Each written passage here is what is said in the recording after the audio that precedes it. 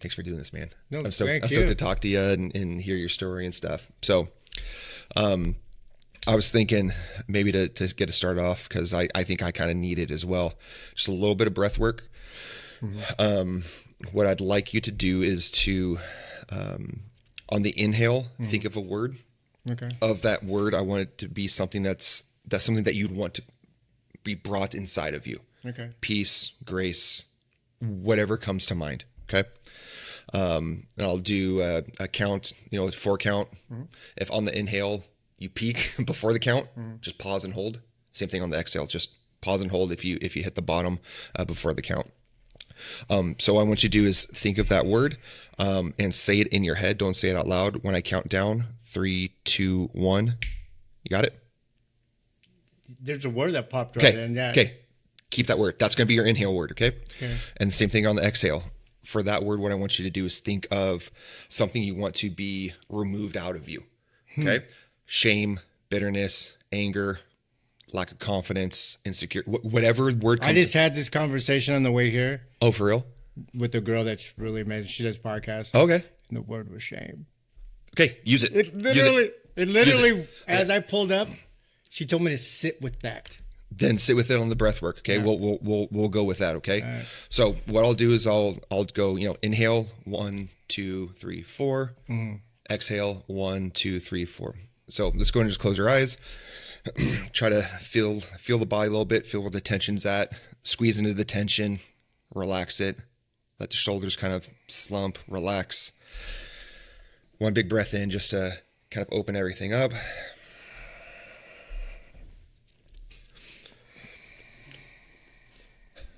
All right, let's begin. Inhale. 1, 2, 3, 4.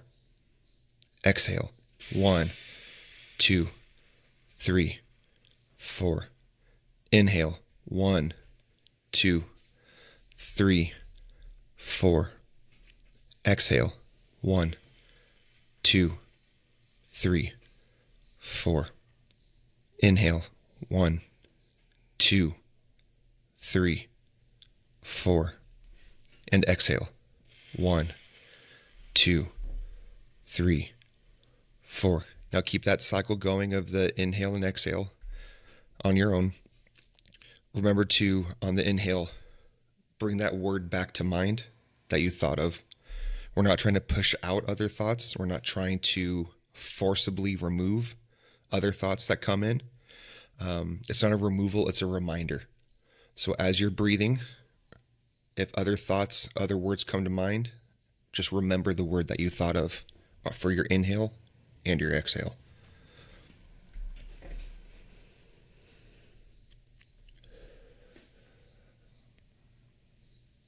One more time. Inhale. 1, 2, 3, 4. And exhale. 1, 2, 3, 4. All right. Go ahead and keep your breathing going. You don't need to focus on the count, but just slow and controlled breathing. I'd like you to keep your eyes closed, and I'd like you to think back to that one time. That time at the peak of fear, insecurity, shame, anger, confusion. That one time that is starting to come to mind. Maybe that time that as you're starting to think of it, you're trying to think of something else. Go back to that one that you thought of first. Maybe that one that you're wanting to avoid or forget. What I want you to do is imagine that you're a third-party observer in that moment. You're outside of your old self as your new self.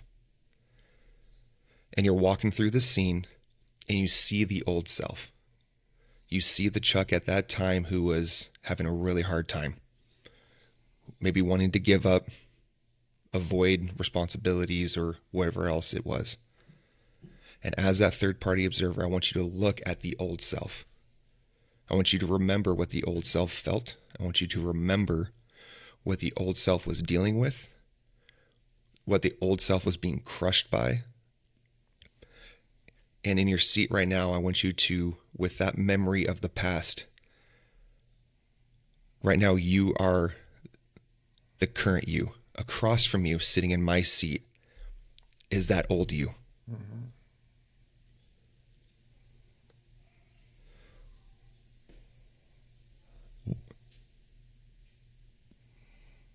Remember the moment. Remember the peak. What would you tell the old self sitting across from you at that time in the past that would bring you to the current Chuck? I love you. Okay. Yeah. Yeah. Did you not feel very lovable at that time? No. No. Not at all. No? No. Was it? There was shame. There was shame. Just feeling like I was a failure.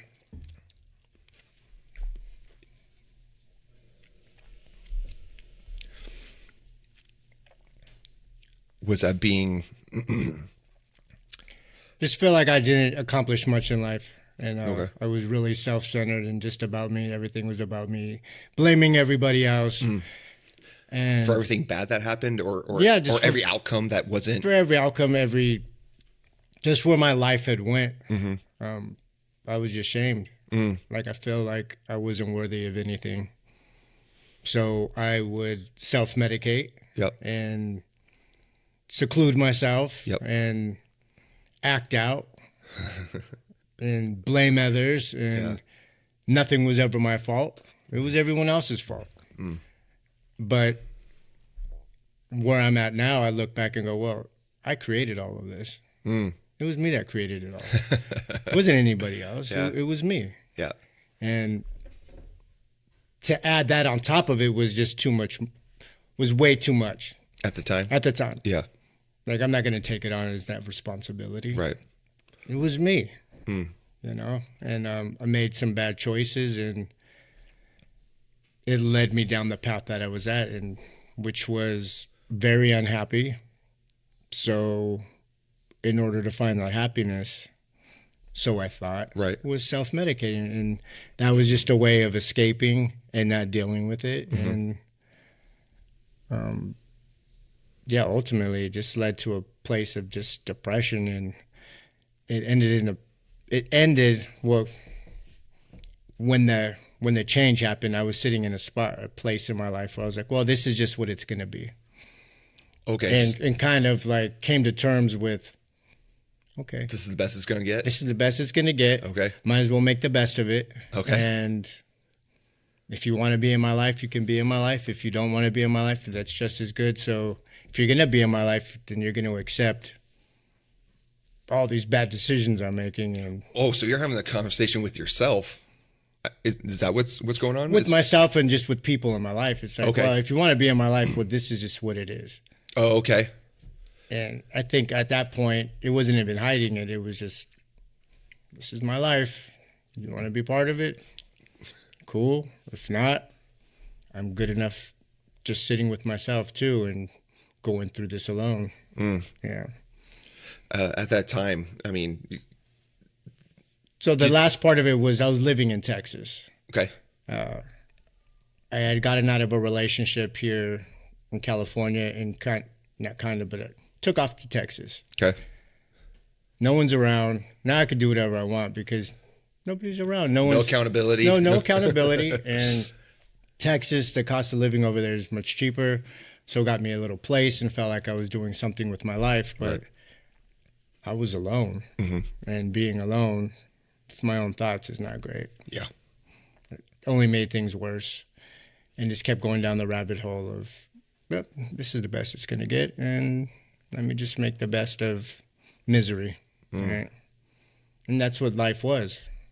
It's just a cycle of misery. Yeah, but what was crazy is I took that misery and go, oh, well, I got to make the best of it. So let's try to make the best of something that's not that great.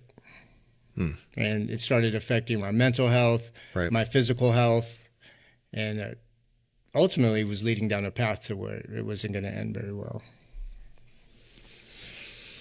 Man, Chuck, there's a lot in there, man.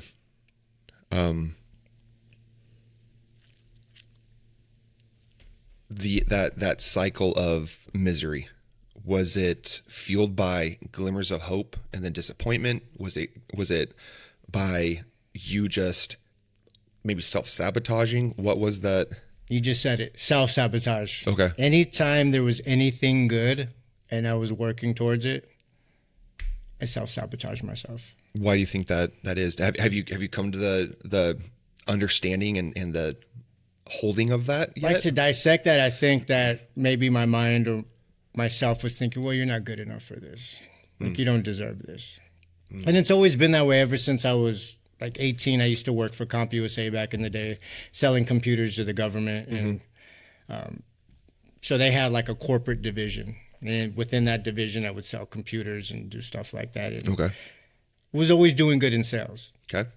But my mind was always like, man, you got lucky. You got lucky. Oh. You got lucky. Ooh. But then I got lucky for years. And it's always been like a trend of mine. Whenever I'm doing good. It's not because you earned it or put in the work. Yeah, it's like, well, I got lucky. Here we go again. I got another order. I got another sale. It just... What does that voice sound like? What familiar tone does that voice have in you? Does it have a voice of family, voice of friends, voices of or the tone of a failed mentor relationship? What tone is that in? Or is it in your own voice? That's in my own voice. Yeah? Yeah. It's in my own voice. Because I just feel like anything I've ever started would always be disrupted because of like the substance and anything else that I was using at the time. And it would derail me. So it's like boom, boom, boom, boom. I'm working. And then I'd fall back into my old habits. And then whatever I was working towards, right out the window. And that was a regular enough pattern that the internal dialogue said, hey, man, you're 1 week away. It's a matter of time. And then I think it also became with people that knew me. As soon as something started happening, they were just waiting for like, the moment. Here we go again, type of a thing? Yeah. Like, okay, well, you're doing good now. We'll see. We'll see. And waiting for the time for me to fall back off. Was that ever... That's something I created, I learned. But in the moment, every time, I'd get upset at everybody going, well, what do you mean? Like, I'm doing good now. But I created such a pattern of, I'm doing good, boom, fall off. Right. And then when I fell off, it wasn't like I fell off for like a week. It was a hard fall. Yeah, it was a hard fall. Full face plant. Yeah, and then it'd continue on for long periods of time. And in those relationships, I'm assuming probably a lot of people got burnt around you. Well, I'm not gonna say they got burnt out. Fair. Yeah, they got burnt out with putting hope. In the roller coaster. Yeah, because it's a roller coaster. Okay, he's doing good. Oh, no, he's not doing good. He's doing good. No, he's not doing good. And it was just, there was no long periods of me doing good. It was like up and down, up and down, up and down. Like there was like no years stretch going on. Of goodness. Maybe year stretches of not so good. Yeah. And then when I'm not doing good, then it's like anger, dealing with me wasn't good because then I would lash out at everybody. Right. And that just came from a place of shame and just being disappointed in myself. And it had nothing to do with anyone else but me. My own disappointment in myself because I wanted to do better and I wanted to be good. What do you think was the thing that was holding you back from getting the thing that you wanted? Because there's this part of us that has two brains almost, what we want and what we need, and the other thing that we want and then we need, and they almost sometimes didn't seem to be in conflict with each other. Why were you so prone to listening to that negative voice compared to the one that would bring you to the thing you ultimately actually wanted? Well, I think what I lacked was discipline. Okay. I just had trouble committing long-term to anything. And that's something I struggled with, being disciplined and following through and continuing. I think when anything became hard, I found the easy way out. And the easy way out was to disconnect. I ran away from anything that was hard. So it becomes hard. Oh, well, I'm going to disconnect right now and not have to think about this. But then at the end of the day, you have to come back to it and you still got to deal with it. Mm-hmm. And then after disconnecting and coming back, now it's even harder. Right. Now it's like, oh, man. Do you think that you were avoiding the difficulty because, I'll give a couple different thoughts. Because it shouldn't be hard and your ego is saying this is hard because you suck? Or was it like you're trying to avoid the difficulty because you wanted ease? Like what in there made you want to pull the ripcord as soon as things started getting challenging, which was almost like an invitation for like, hey, focus in, get disciplined, get the routine, commit, lean in, and you're like, nope, pull the ripcord and you're gone. What was that dialogue? What was that gut feeling or that fear you were trying to? I still think I'm trying to work through all that still. Even years later, trying to figure out like what was that? Like what was I trying to avoid? I think for me it was just the substance. Mm-hmm. It had such a grip on my life that I didn't know how to deal with life on life's terms. Mm-hmm. And whenever it got rough, it was like, well, escape. And I know this world a little bit better, and I know the feeling here, and so I thought I could deal with it better, but it was only temporary. But that temporary became years. Right. You sought a moment of relief, and then instead that just... Yeah, that moment of relief always turned into years. Wow. Yeah, it wasn't like I checked out for a week. Right. Or a month. Right. When I checked out, I checked out. You were gone. It was done. And my whole mentality and positivity, whatever was going on at the time, gone. Right. Now everything is like, I don't care. And it was just a destructive life cycle. Mentally, physically, relationship-wise with people around me, because people get tired of it. Yeah. There's only so many times people are going to say, hey, I'm going to help you. I want to help you. And you keep going back to the same thing. And they're like, well, we've been through this 5, 7 times, 10 times. Yeah. So what's going to change this time? Right. And it got to a point where I literally felt I was alone.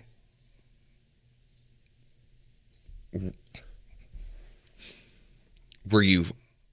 I literally was alone. I was in Texas, and it was during COVID. Ooh. So now, during that time, it's like a double alone. Yeah. Now you're alone and lonely. Yeah, that's a bad combo. And it was to the point where they were like, you can't go anywhere. You got to be home. You got to be indoors. So I literally was alone, and yeah, the mental what it put on my mind, and just sitting inside my home at the time, it was just a lot. And I was just fueling it with drinking and other things, and it was a lot. It was a dark time? It was a dark time. And it wasn't until I received a phone call from a friend, my buddy Lamont. I'm sitting there and the phone rings, and he's like, hey, I did this medicine, ayahuasca. Some people may not think it's a medicine because it's a hallucinogen, but you don't do it for fun. From what I've heard, yeah. Yeah, you're not doing it for fun. Yeah. It's not like a recreational thing. You're like, hey, I'm going to do this every day. Yeah. So from the descriptions I've heard, it's more of like it drags you into reality and forces you to look in the mirror. Yeah. And not in a kind way, always. No. So like he was telling me about it, and he goes, Daddy gave him a message to call me and tell me that it was going to save my life. And I was like, what? And he was like, man, I love you, man. I want to help you, like to guide you towards this. Like, here's an opportunity. I know of something. It's up to you to walk through the door and to do it. And I took him up on the offer, and I ended up coming out. And like you said, it puts things before you. And I thought I knew what was going on in my life. I thought it was because of alcohol and drugs and just Yeah. So let's go with before we get into like all that stuff. Mm-hmm. What were you expecting? Did you go in with an intention? Did you go in just winging it? Like what? Were you just kind of fully trusting your friend? Like, hey, we'll see what happens. Or did you have some intentionality behind like, okay, let's figure this shit out. Let's uncover this, that, or the other thing. Mm-hmm. What was the setup that led to that? So they tell you like you meet your ego or you meet the demons and mm-hmm. you fight it. Mm-hmm. So that's what I was thinking. I thought I was going to go in there and like see a demon or like meet my ego. And right. It was nothing like that. Okay. It was everything I expected, completely different. No way. Okay. So it took me to a place when I was younger, and it showed me a trauma that I was holding on to. Okay. And I had to deal with it. And it was horrible. And the whole night I felt like I was being tortured. And when I woke up the next morning, it was almost like a relief. Like something had released from me. Did it feel torturous because it was almost like a very invasive surgery, or is like a ripping and separating? No, it was, you're hiding this, or not you're hiding it, but you're not wanting to look at this or remember this. You're leaving that corner of the house dark. So let me show you something. And I'm going to keep showing it to you, so you remember. So you're forced to make a choice. So you have to look at it and look at it. So the tension and the pain was you trying to avoid the looking at it? Mm-hmm. Like it keeps throwing it in your face and you're like, nope. Putting something in storage and you're like, okay, that's gone. It's packed away. And it was like, no, let's open up the doors and let's look at this. You're like, no, that's not. And then it just showed me like, well, because of this, these are the actions you've been taking in your life and why you've acted this way. And the next day I felt relief.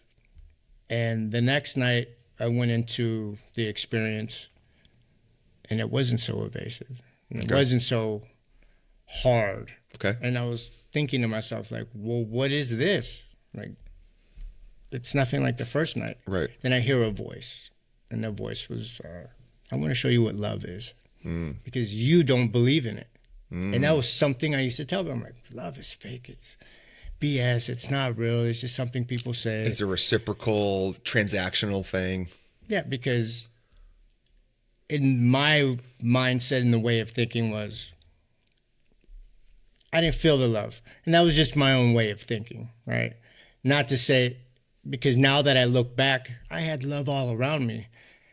It's just I had wore it down with up and down, up and down, up and down, and people just burning bridges. Fed up. Yeah. So then that second night, I was just flooded with memories and people and just the feeling of love. And I was like, it was there the whole time. Amazing. I'm like, wow, this is what it feels like. So then after that experience, first thing that came to my mind was, well, you can go home and go back to doing what you were doing. And I heard this voice going, well, you just went through all this. Is that what you want to do? Because then we're going to be back at square one. So I had flown out to California, flew back to Texas. When I got back, I opened up my windows, threw everything away, and just started running, started doing morning affirmations. Building routine. Signed back up for Jujitsu again, because Jujitsu originally... interesting enough, I saw a memory pop up last night. Started in 2018. Okay. But I trained for 6 months. Was this in Texas or still in California? No, it was California. Okay. So it was in LA. Okay. I started. Oh, that's right. Yeah. But it wasn't consistent because of my habits. Yep. So I got to go to training. Okay, cool. Well, maybe once a week, because the other times I'm doing other things. Right. So that was 2018. I think I trained a total of maybe like 6 months. Okay. Then it fell off. I think in 2019, I moved out to Texas. And that was just 100% every day. That was my life. You know, going to bars and just not living the healthy lifestyle, right? Yep. 2020 comes. And that's when I came out to California, did the jiu-jitsu. But then after that, so I had done the second ceremony, and people were like, well, why don't you come back to California? And I'm like, no, well, why would I do that when I'm in Texas and I have so much more for the money that I have? The money stretches a lot farther. Right. But I was alone to a point. Like I had people out there and friends, but for what I was doing and like this newfound like community and people and what they're doing and they're working on themselves. Mm-hmm. And I just had made such amazing friends out here. And my buddy Lamont was out here, the one I was like, well, all right, I'm going to come back. So came back out, and, you know, I've been back since 2020. Okay. Now we're in 2026. Yep. And it's been an amazing journey. It hasn't been a perfect one, nope. You know, and I had to realize I'm trying to be perfect, but it's not about being perfect. It's about making progress. Yep. And progress, you know, if we fall off track and if we make the wrong decisions, it's what you do with that. And I'm fortunate enough now to have discipline, and I think, I'm not gonna say I think, but Jujitsu in itself has really given me a lot of discipline. It's a lot of support. The love that I have from the family in Jujitsu is next level. Yep. And it's like I'm being held accountable too, where never before I was really being held accountable. Gotcha. Or maybe did I take the input from the other people as serious? Whereas people from the jiu-jitsu community and, you know, the gym, when they're concerned, it's like, oh, I better get it together. Yeah, it's like the environment, especially because the way that Professor has it set up. It's like, if he's not giving you shit, we can see the guys that he gives shit to and the people he doesn't. Yeah. And there's a reason for that. He's like, there's something in this guy that needs to be pushed, and he will push. He's really good about pinpointing that person that needs that little bit of drive, whether it's through the carrot or the stick, and he'll call it out. And it's like it almost creates an environment where you become not only accepted or acceptable of it, but you start to crave the critique because it's out of love. It's out of I see something in you. You said the word love. I see something in you that you're not seeing. Here it is. Let's go, Chuck. Let's go, baby. You got it. You know, like. And so that then bleeds out into the rest of the world. And that push is something I wouldn't have accepted in the past. But now it's like you see from other people where they believe in you. Yeah.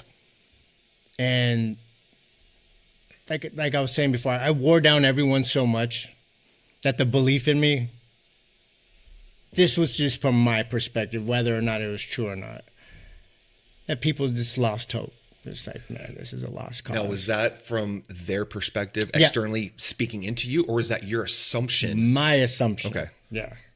Because my relationships now with everyone, like my family, is amazing. Yeah. Like, I never thought it would get to that point just because of me. Burnt bridges. It's me. Yeah.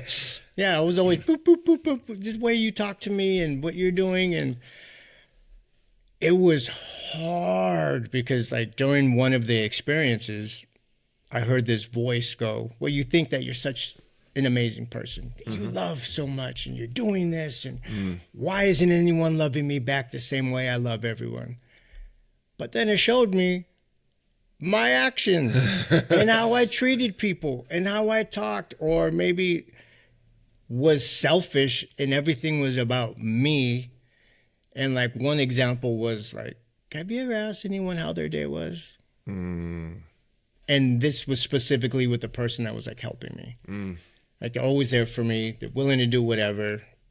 Like it was during COVID, and this person bringing me over the toilet paper. You know, the whole toilet paper thing. Yeah. They brought me one from Costco. And I got the big old Costco one. And they're bringing food and they're checking on me because I was just in a state. I wasn't good for myself. Like I literally needed to give a key to someone to check on me, to make sure, like, if I'm not picking up my phone, come check, because probably something's not good. So this person has doing all this for me, but yet taking care of yourself because you're not willing to take care of yourself. Yeah, but yet I wasn't willing, or was I mindful enough to say, hey, how's your life going? How are you doing today? It's all take. Yes. And when I had to face that, ooh, it was painful. Why was it painful? Did you feel sorry for them? Did you feel embarrassed? Yes. Yeah. Yeah. Because I had this illusion of who I was. Everything I'm doing. I'm a great person. And it did not square with reality. No. Completely wrong. Completely wrong. So your false understanding of how you were when it was met with reality it didn't match. It didn't match, which made you get angry, which then spurred on that false sense of reality. I don't know if it made me angry. It made me sad that I treated the people this way. Because I cared about these people. Right. And, one was like with my mom, and it showed me how I acted and how I would treat and like things that I would say.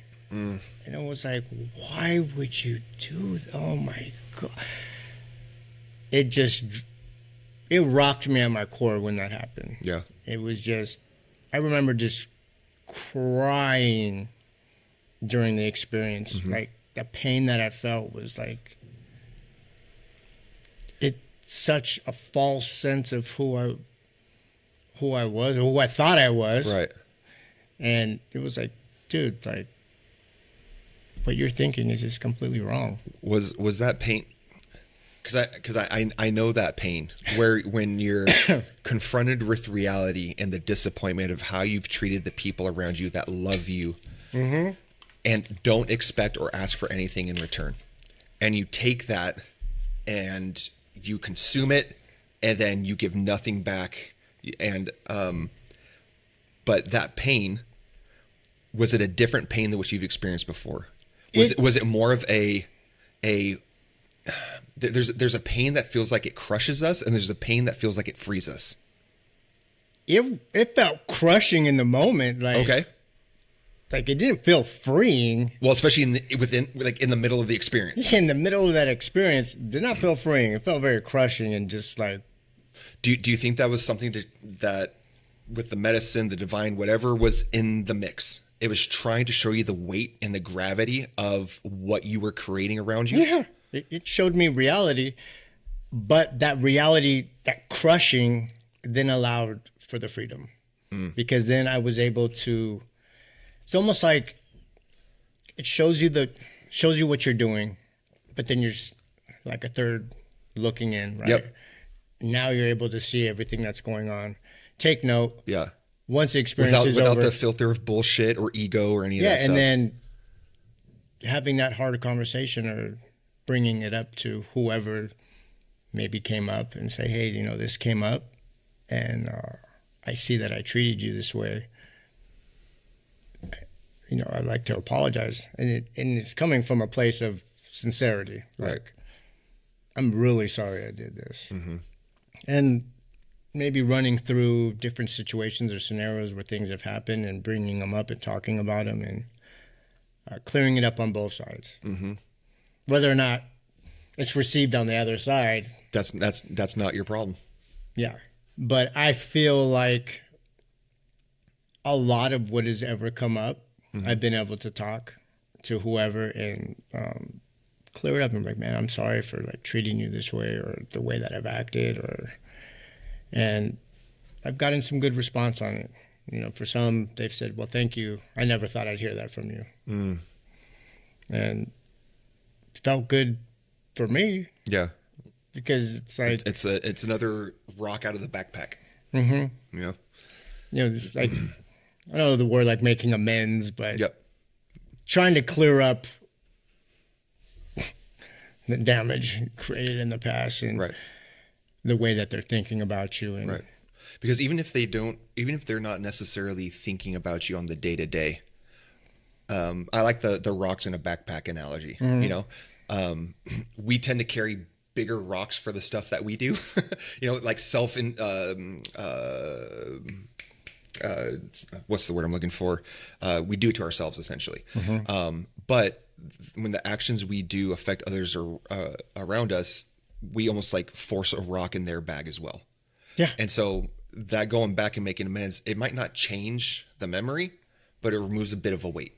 Yeah. And it frees them up as well. So and all my actions, it did ripple because I had people that cared. And I thought, well, if I go to Texas, out of sight, out of mind, I can't hurt anybody anymore. But are you really out of mind? Because now people are like worried, or like, hey, what's going on with you? You're over there.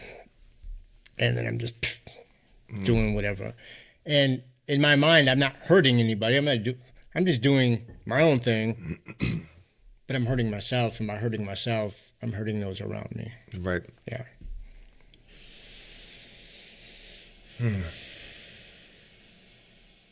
And that was a life that I just thought would never end. Like, this is just what it is. Like, even got to the point, it's like, well, I guess I'm going to die like this. And I'm going to at least try to be happy in the way that I'm dying. But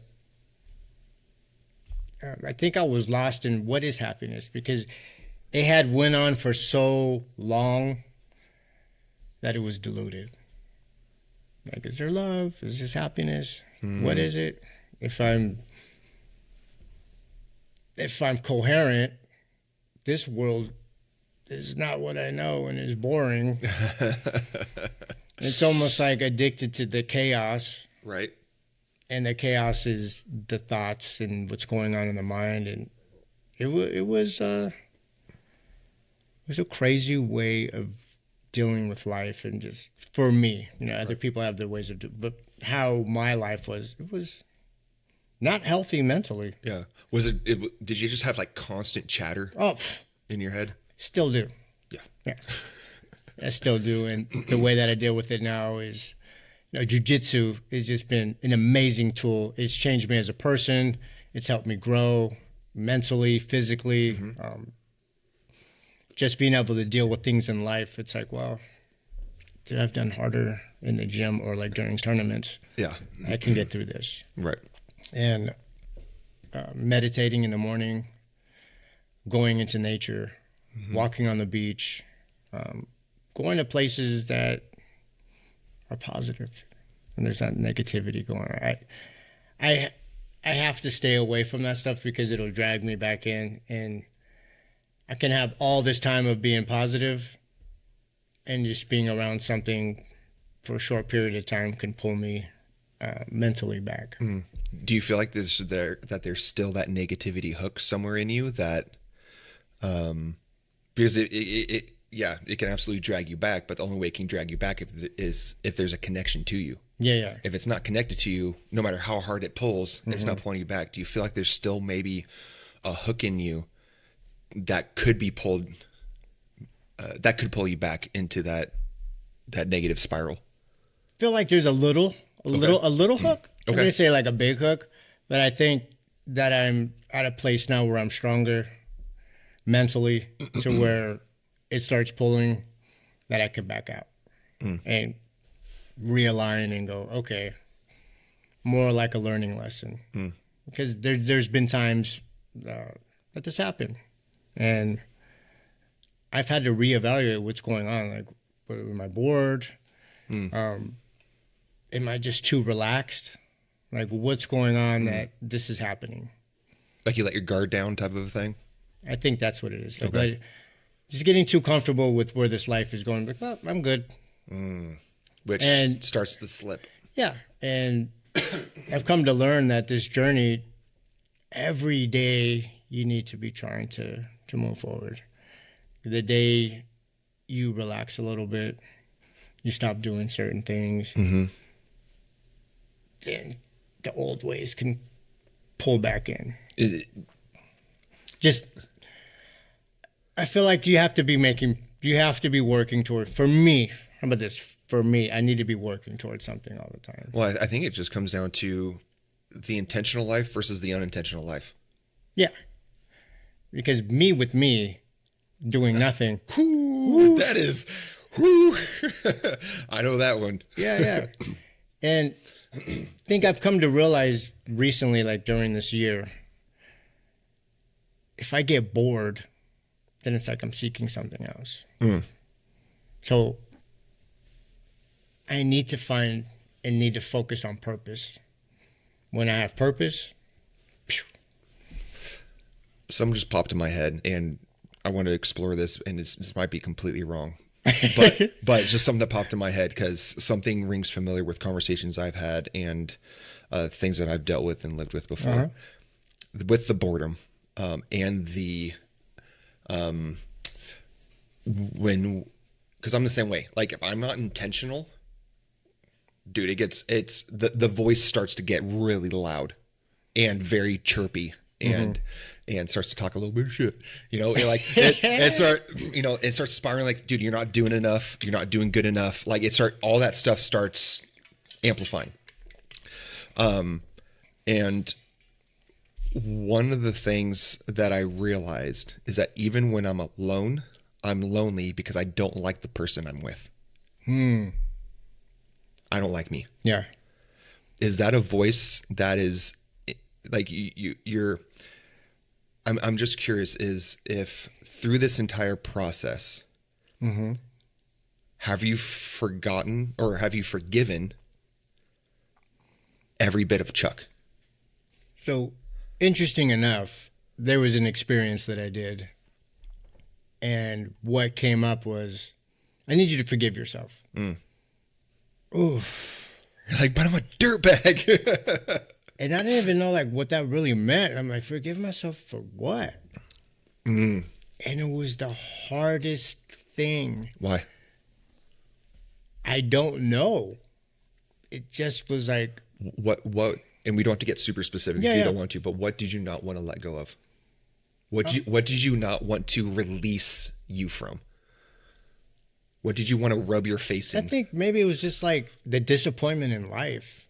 Like that's what I felt because I didn't change my life or like start down this new path until in my 40s. And so did you feel like all those years in the past were just wasted? Yeah. But then I've come to realize I started a new life in my 40s, which was like jujitsu and health and wanting to motivate and inspire people. And I knew I always had it in me, like the positivity, but it was just so blocked out with everything else. I'm one of the people that whatever I'm going through, I wear it on my face. Yep. Like you just know. Yep. I could walk in a room. I have a terrible poker face as well, man. And you'll just know it's either I'm super positive. Or you're feeling it. Yeah, it's just one or the other. Yep. And it's like, up here comes Mr. Negative now. Like it could be super negative or super positive. Yeah. And what knocks you back onto the positive track? If you're in the negative, if you're in the negative rut, what is the thing that you do for yourself or something that someone does outside of you that kind of bumps you back to the positive rail? So like earlier this year, what helped was I have like an amazing support system of people that love and care about me and just showing up at my house and man, I'm just here to tell you I love you. And I'm like, what is happening here? And that was amazing. And that right there was like, well, you need to figure it out. Like, this is something that you thought you never had in your life and people that care. Well, here it is. So don't mess it up again. Ooh, see right there.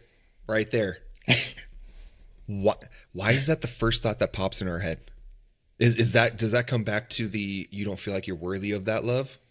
Or maybe could it be? No, I'm exploring. Yeah, let's go Chuck spelunking, as it were. Yeah, maybe like the fear of loss, like losing that. Was that a part of the journey that you were forced to deal with through the experiences? So I think in my past, and I can't even get specific. We don't. No. I'm not even saying like me even thinking like who it even was. I just feel that people would come in, hey, I'm here to support or care, and then as soon as I'm not doing 100%, gone. And was that still in the lens of they were abandoning you versus you were actually pushing them away? Or was it one or the other? The way I look at it now, I think a little bit of both. Okay, depending on the situation and the person. Because I think that for some people, it's too much. They don't have the high pain threshold. And realistically, everyone has their own stuff they're going through. And then you put your stuff on top of that's too much. It's too much. But yet, I expected everyone to be able to have room and, like you're saying, the backpack to put mine on and carry me through. That's not realistic. So you needed someone. What you needed a lot of the time was someone to help you carry the weight of your own burden. Yeah, I couldn't do it on my own. And now I've realized, well, I have to be able to do it on my own.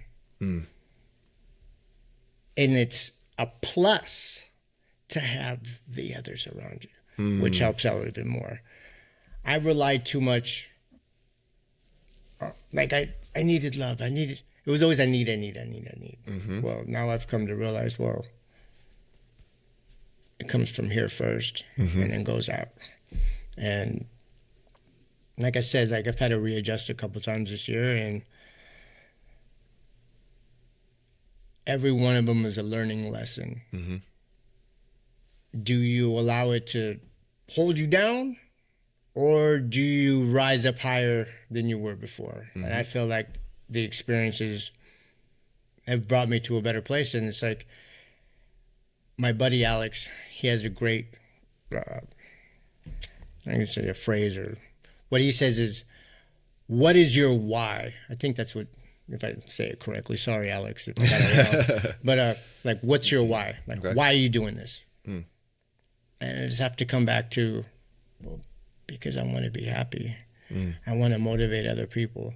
And a lot of what I do is not necessarily doing it for everyone else. I'm sharing a piece of my story or the motivation I do. It's holding me accountable for myself and reminding me where I want to be. There's a phrase that popped in my head a couple of weeks ago was selfish selflessness. That if we're constantly giving of ourselves at our own expense, there's going to be nothing left. And eventually we're going to spiral and burn out. We're going to just nosedive straight into the ground because there's nothing left to sustain us. We have to practice a little bit of selfishness so that we can continue to be selfless.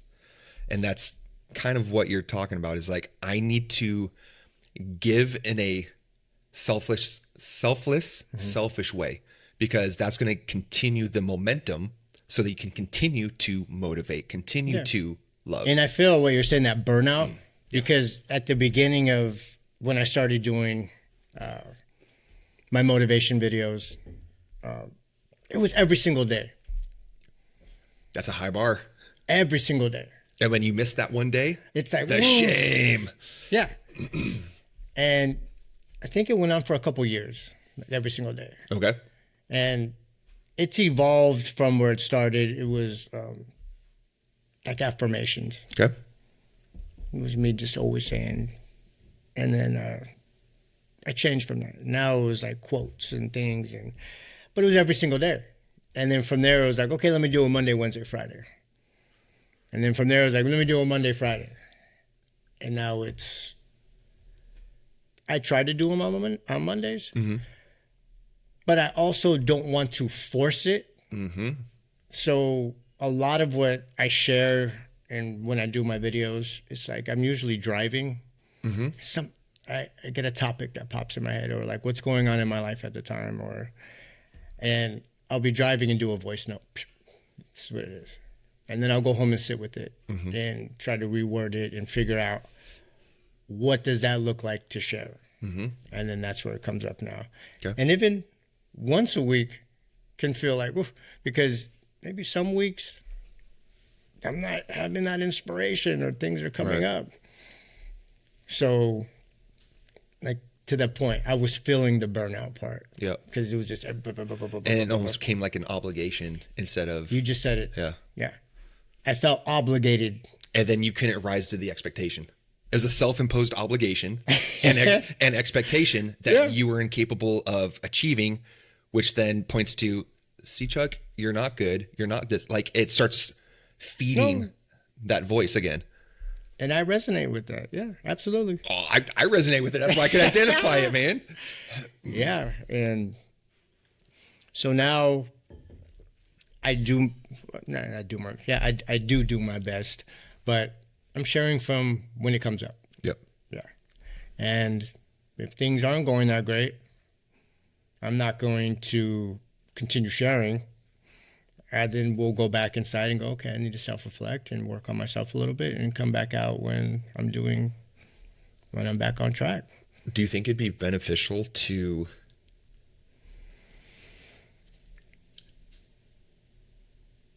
instead of always, and just spitballing here, instead of always sharing the positive, sharing the truth? If it is not, like in those moments, saying, hey guys, I'm not really motivated, so here's what I'm gonna try to do today. And show the humanity and the reality of the journey, that it's not always peak, because absolutely. That's what we always aim for, is like, everything's always good. Everything's always, perfect, and then when it doesn't hit that, we get disappointed. And when we get disappointed, it's our fault. And because it's our fault, we're not good enough. And because we're not good enough, we're not worthy of love, but the honesty of the journey of saying, dude, I am so exhausted right now. I do not want to go on a run. I'm lacing up my shoes. Let's just start walking. Or, hey, I didn't sleep well. I do not feel like making this video, but I love you guys. So let's just do our best today. Yeah. Like sharing the truth of, like, because the reason why, at least me, gravitate to you, Chuck, is because you're Chuck. It's not because I've never gotten a fake it till you make it type of thing from me. Like I even like when you're ultra positive, I've never gotten the vibe that you are faking the positivity, hoping that it catches up with the reality. No. I've seen, like you said, like there's either super positive motivated or not really feeling it. Like I can see that. You're absolutely right. Because I feel it. At me, they're super positive. Yep. And it's real. Yep. And authentic. And that's just the energy I'm giving. Yep. You try to live in the honesty of how you're feeling. Yeah. 100%. And when it's negative, you're going to get that honesty too. You're like, hey, what's going on right now? Yeah. Like, get him my homie needs a hug. And not a double under hug. Yeah. But yeah. I don't know, man. Just thinking out loud for you is I think there could be something that, again, not even necessarily for the external, but for you. Yeah. Because a lot of times we try to hide those moments in that dark corner we never go into. And I think what you've experienced over the last several years, and especially with the experiences that you intentionally had, is that once things are brought into the light, once things are exposed to honesty, that is the only way they can experience the love that we're trying to hide it from. Yeah. And so I wonder if exposing those moments when you're not feeling it, exposing those moments of not feeling super motivated, not really desiring to give out of an empty cup. I wonder if exposing those moments to the light, to the honesty, to exposing them to the potential for love. I wonder if that will do more for you than, forget the audience. Forget the followers. Literally what you're saying is like a conversation I had with my friend Savannah. Okay. On the way here. Okay. Like what you're saying. Okay. Yeah. Oh, for real? No, yeah. Hey, if two people are saying it, man, it might be something worth exploring. Yeah. And recently, like, I did make a video saying, hey, I'm not perfect. I've fallen off. I've made mistakes. but it's what you do with those and how you bounce back, right? I don't know if that's exact wording. Right. But I did make that video exposing that part of like, hey, you know what? Because I know when we were talking about that, you were feeling a bit of shame. Yeah, I'm just like, hey, man, like, because you see the positivity, right? Yeah. Well, so I looked at my whole journey and the amount of time that I've been on, like, changing. 98% of that time on track. 2% of it, like if you look at time-wise, has been a little questionable.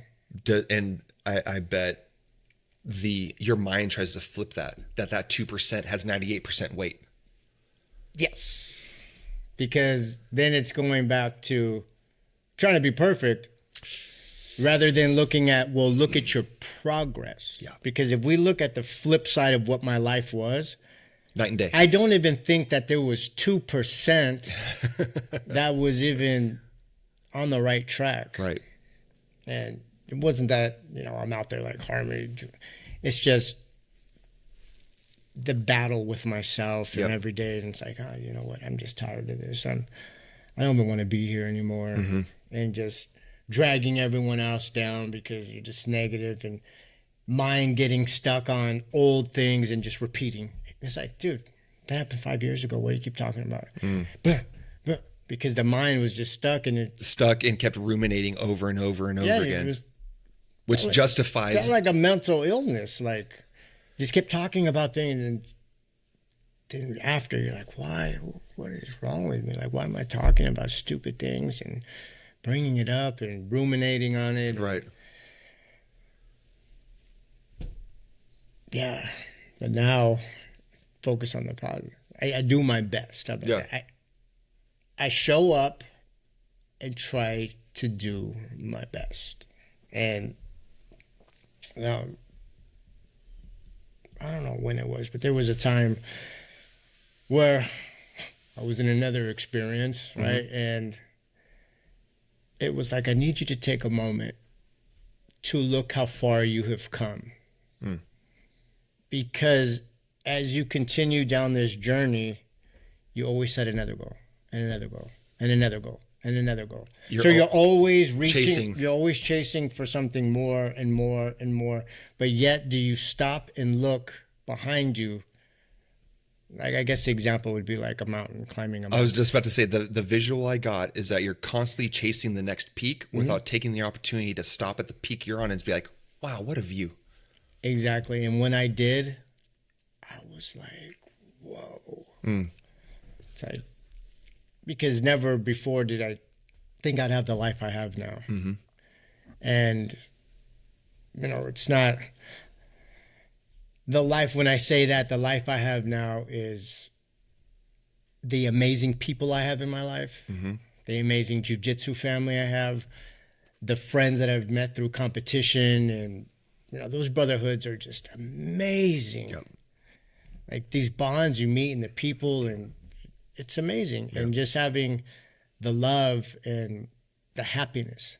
Like, so recently this has been happening. I'm meditating in the morning and I just start smiling. I'm like, what is going on here? And it was just like, man, you're happy. Take it in. What does the happiness feel like for you? Does it feel like peace? Does it feel like an overflowing, or does it feel like a not a negative, but an emptiness? Like there's a contentment in you. Like, you don't have a desire for anything new or more. Like, I think there's always a desire for more. Okay. But I think that's what keeps me pushing to go towards more goals. And within pushing to go towards more goals, I find fear in a little bit of it too, because not being able to reach something, then it feels like, oh man, I fell short. But I'm realizing you have to be present in the moment, and you don't there was a word, like, you don't focus on the destination, you focus on the journey. And as long as I'm doing my best and I'm trying, and readjusting. Mm-hmm. That's what's important. Okay. For me. Yeah. Right? Because it's not the perfect, it's the progress. Right. So it's almost like you're in the lab and you're mixing things together with this. But that doesn't work. We'll see what happens. It's like, oh, that was a mistake. Exactly. And I know for me, I am always trying to do better. Mm-hmm. And if I make a mistake, it's a mistake. And I'm one that when I make mistakes or I make a bad choice, it weighs heavy. It's like you were really saying, feel it. you take and you flip the 98, Yeah. 2%. Well, then that 2% becomes the 9 because it's like, whoa, I'm trying to be this. Yeah. And that's what I'm putting out there. I didn't live up to that in the moment. Mm-hmm. Well, reality's hard. It can be. Yeah. Is there a fear or a concern or a learned pattern that those failures disqualify you from love? No. Okay. And I'm going to say they disqualify me from love, but there's something about the disqualify. Yeah. What is the fear that failure disqualifies you from? Well, you're out here motivating and inspiring and doing all this, and you weren't very motivated today, and you fell off, and you made a bad choice, and you fell off track. Mm. But then re-looking at that, it's like, well, then that does qualify me to motivate and inspire because I did fall off track. Right. I did make some bad decisions, and I pulled myself right back up. I'm going to say not every time right back up, but I was able to get rebuild. Back on track. Yep. And continue forward. And I think in life, people need to hear that because when they do, they're like, oh, this happened to me again. This is not going to work out. Well, I would like to be and share that you can, and you can continue to move forward. And we're always one choice away from getting back on track, one choice away from moving towards the goals that we want or the life we want or even having the people in the life that you want. And if we allow one bad choice or one bad decision or event to hold us down, then we're keeping ourselves from what the potential could be. And for me in the past was, you made one, well, might as well just stay down here and just continue forward with this. Now, I'm not going to settle for that. I don't want that. That's not my life anymore. The life that I'm building and I want is happiness with good people and, Jiu-Jitsu community and everything else in there, my family. And so is it not necessarily about the love, but more about the connection? There could be something in there.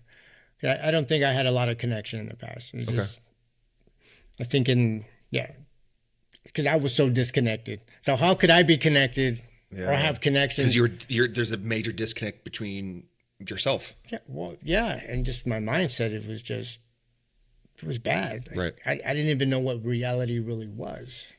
So how could I be connected with anybody if you're not in reality? When I'm not in reality? Yeah. And, every day now, like I start my day with meditation. And it's funny because you were saying, well, I don't feel like running. And just 2 days ago, I'm running at the beach. I was like, okay, I could take this route. This one I believe is like 3 miles. Okay. Or this one that's 3.6. So I start running down the 3. And then my mind was like, well, that's less than what you did last time. So are we doing less today? Because we're trying to do more. Right. So it's like I had a conversation that inner dialogue, man, with myself and went, damn it. Yeah. So I turned back around and ran it. And I was like, almost like mad at myself going like, why did you need to tell me this? Like, fine, I'll go run the extra little bit. And I think that's one thing that I'm really good with is even when I don't want to, I do it. Like, running never was my thing. Right. What am I running for? Am I being chased? Like, what's going on here? Right. but I found peace in it, and I know it makes me healthy, helps me get ready for competitions. And also, it's just a great feeling of accomplishment. Like, oh, I can do this. So I do my best to push myself in everything that I do. But maybe sometimes not push so much too, right? Like, give yourself a little bit of breathing room. Okay, maybe I can relax today. But that's like one of the hard things for me to do. Like, have a day of just Chilling. nothing. Does that just spark a lot of guilt or shame in you? Yes. Yeah. It's like, well, you could be at the gym. You could be doing this. Well, what are you sitting around for? Now you're eating pizza and cookies. And that's one of my things is cookies. I love my cookies. Yeah. I almost feel like I work extra hard every day. So you just, can. Just so I could come and enjoy my cookies. Yep. Yeah. What do you think that voice is that is trying to pile on the guilt, pile on the shame when we intentionally or unintentionally take it easy? Is it something that's in you that's saying, hey man, you can do more? Or is it something that's an insecure ego thing trying to leverage that to sabotage yourself? What do you think that voice is that's like, Chuck, you could be doing something today. Chuck, maybe you're onto something with the insecure. Okay. Maybe there's something with that. Okay. Like thinking, like I need to be doing more. Like, what are you doing? Like, I'm insecure with taking a day off. I don't know. You know. Maybe that's something I need to explore and figure that out. Like, what is that? It's even like with jujitsu. You know, typically I train morning and night. Yep. I try. Yep. And I'll do morning. And here comes night, and I'm like, I ran all day, or not ran all day, but I went and ran, and I went to the sauna. And it's crazy hot today. I'm tired. I don't think I'm gonna go. And it's like, well, there's people there waiting for you. You could train with them. Also, you're not training. Other people you compete against are probably training. You're just taking off today. It's going to show later on that you took a day off. You could have done more. You could have done more. Yeah, because I always feel like other people are doing the extras. Yeah. So I need to be doing the extras because other people are going to be doing the extras. And if I take an easy route, it's going to show itself later. Yep. Because they did all this extra and I decided not to. So that's always going to be in the back of your mind. You slap hands right when the ref says go. It's going to be in the back of your mind saying, you took a day off, dude. Yeah. You took a day off. That's what I was thinking when I was running. Like, well, it's going to show that you didn't run the extra. Not showing your cardio. Or... Yep.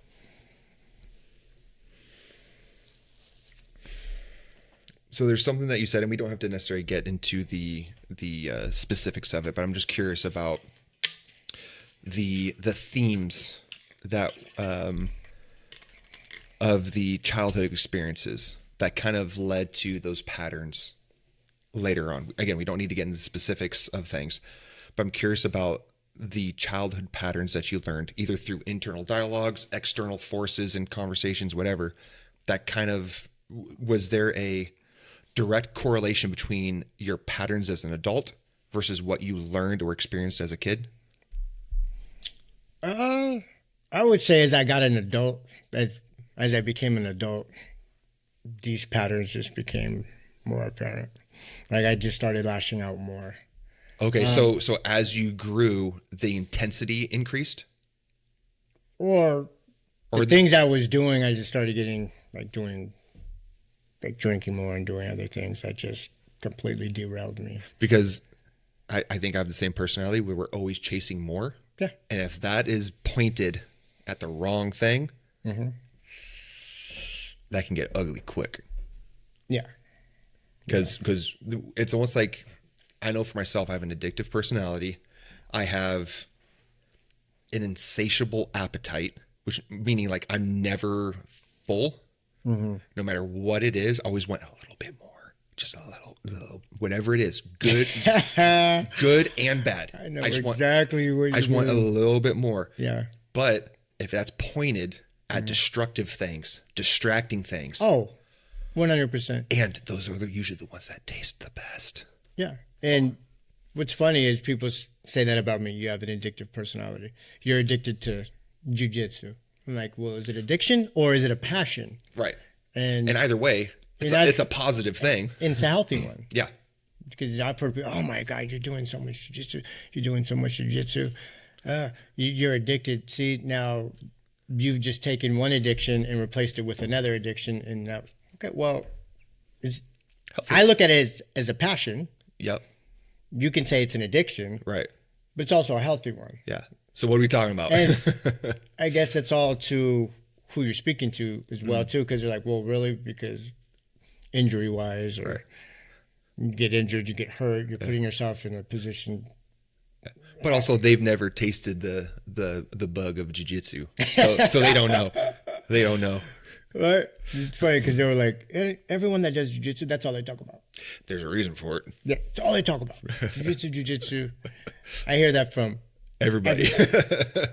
And it's like a true thing, right? Because like you'll see like memes online. Yeah, we're worse than vegans, man. And they're like, what'd you say? Did you say jiu-jitsu? Yeah. And then you hear like jiu-jitsu talk like in the background at a restaurant. You're like, who is it? You're like, oh, that guy. Yeah. You could spot him. You see the shirt and you need to go over there and be like, hey, me too. Yep. It's like, what is happening here? Yeah.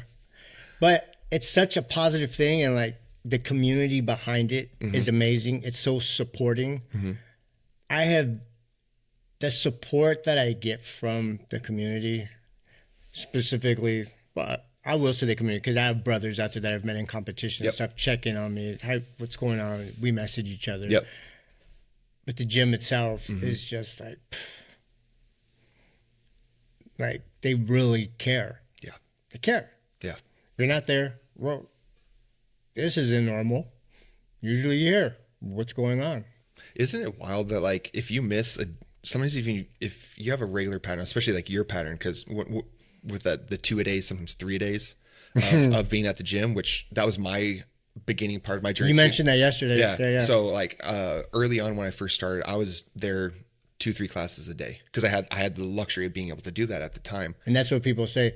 You have the luxury to come in. Well, and I took advantage of it. Yeah. I had the opportunity. I was like, well, shoot, like I got nothing else going on. I might as well train 3 times a day. Right. And it's funny when you're on that pattern, that trajectory, and something goes a little bit off. You get a text from Michio, or you get a message from Michio or a kid. Yeah. Because they're like, hey, you good? Like, that's not just like they're a member of our gym. They're a part of our family. And I have not experienced that in very many places, let alone in, the jiu-jitsu martial arts culture. I haven't experienced that much in life. I didn't experience that when I was a pastor. Oof. Wow. As a pastor, no one would be like, hey man, how you doing? Because I was the guy who's supposed to have his shit together all the time. It's assumed I'm good. And when you're in that position of everyone has the assumption that, oh yeah, he's probably good because he usually is. Yeah. When you're not, that voice of shame is like, you better not expose it. You're going to crush their perception of you. You're going to crush their opinion of you. You're going to expose them to the reality of who you are and what you're feeling. And your ego cannot take being looked at any differently than you are right now. I resonate with that. Yeah. Crushing the perspective of what people have of you. And how you were saying that they would send text messages. For me, it wouldn't have been farther to where coaches, teammates. Yeah. And that's the culture that they've receiving a phone call. So where you at? Hey man, class started 5 minutes ago. Where you is? I'm home. Well, what are you doing there?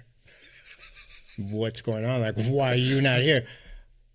Get it together, and I'll be waiting for you when you get back. I'm like, man. Yep. What do you mean you'll be waiting for me? Well, we're gonna find out on the mats, and it's out of love because I want you to be doing good, and whatever you're going through in this moment is not helping you sit at home.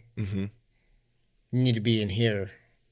And it's a form of therapy too. Oh yeah. I've went just everything I've experienced through training and through competition when I go into the real world in life. Makes everything else easier. I used to like look at people and size people up and just worry about now I'm like, no big deal.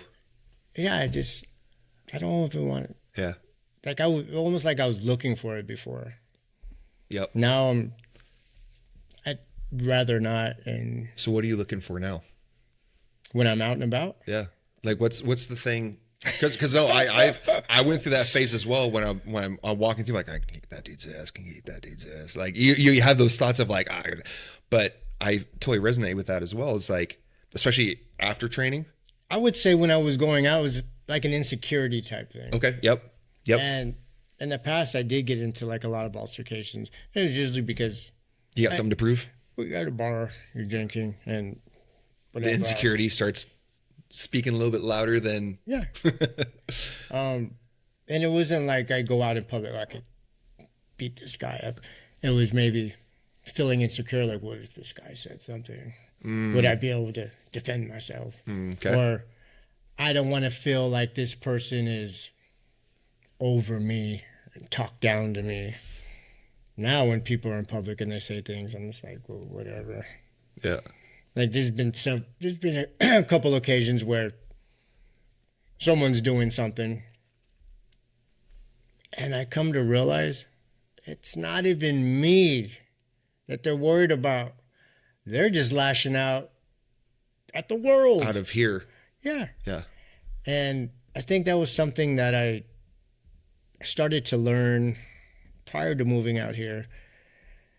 It was, you are not the main character in other people's lives. Yep. You're just, or what is like a stand-in or whatever. Yeah. You're an extra. Yep. And when people would do things like in the car and they drive by or like, They're you mistakenly cut them off. Yeah. And they're just, bleh. You're not even thinking about them. Well, the old me would be like, what? Yeah.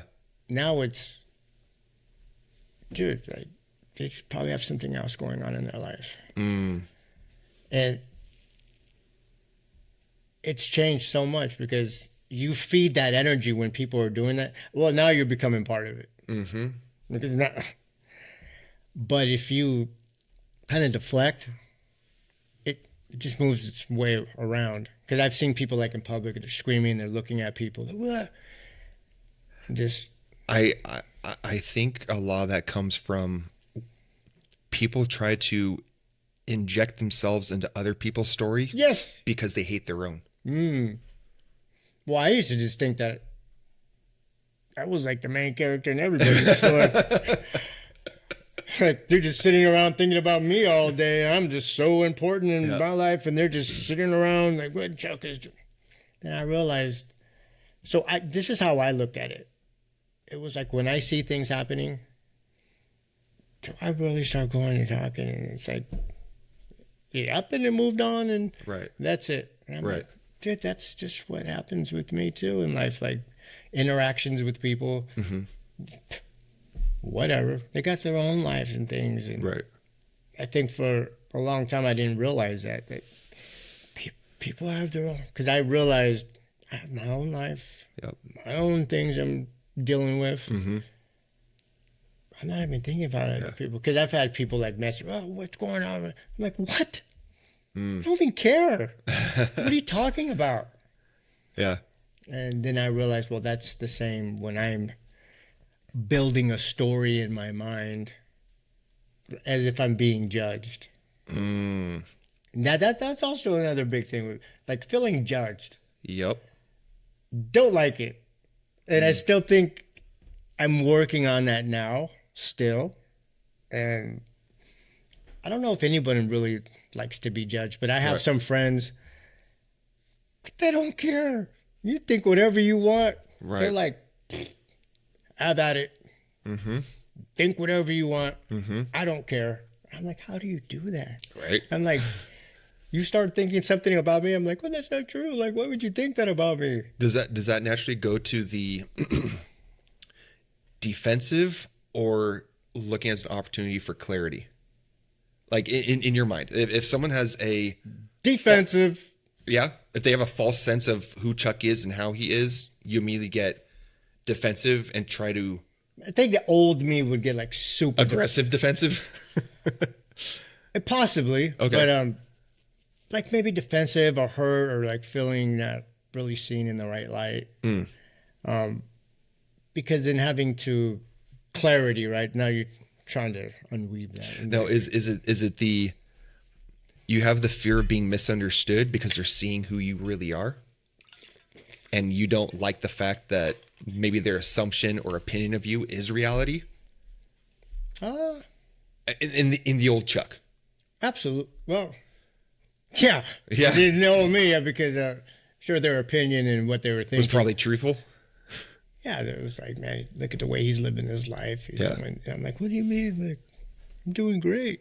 Yeah, not doing. So that's why that defensiveness comes up, is because it's basically kind of forcing you to confront the reality of how you really are. Yeah, look at the way you're living your life. What? Fine. You're just mad because you're not at the bar every night, or whatever that is, and because it was like, well, what are you doing with your life? You're just drinking it away and substance, and not for me. I always say for me because everyone else's story is different. Mm-hmm. But it wasn't great. And I won't say that it was like horrible. I continue that because there was some fun in there. Mm-hmm. There was. But it's like, it had a cost. At a cost. The fun was at a cost. Mentally, physically, strained relationships, arguments, fights. Mm-hmm. Burnt bridges.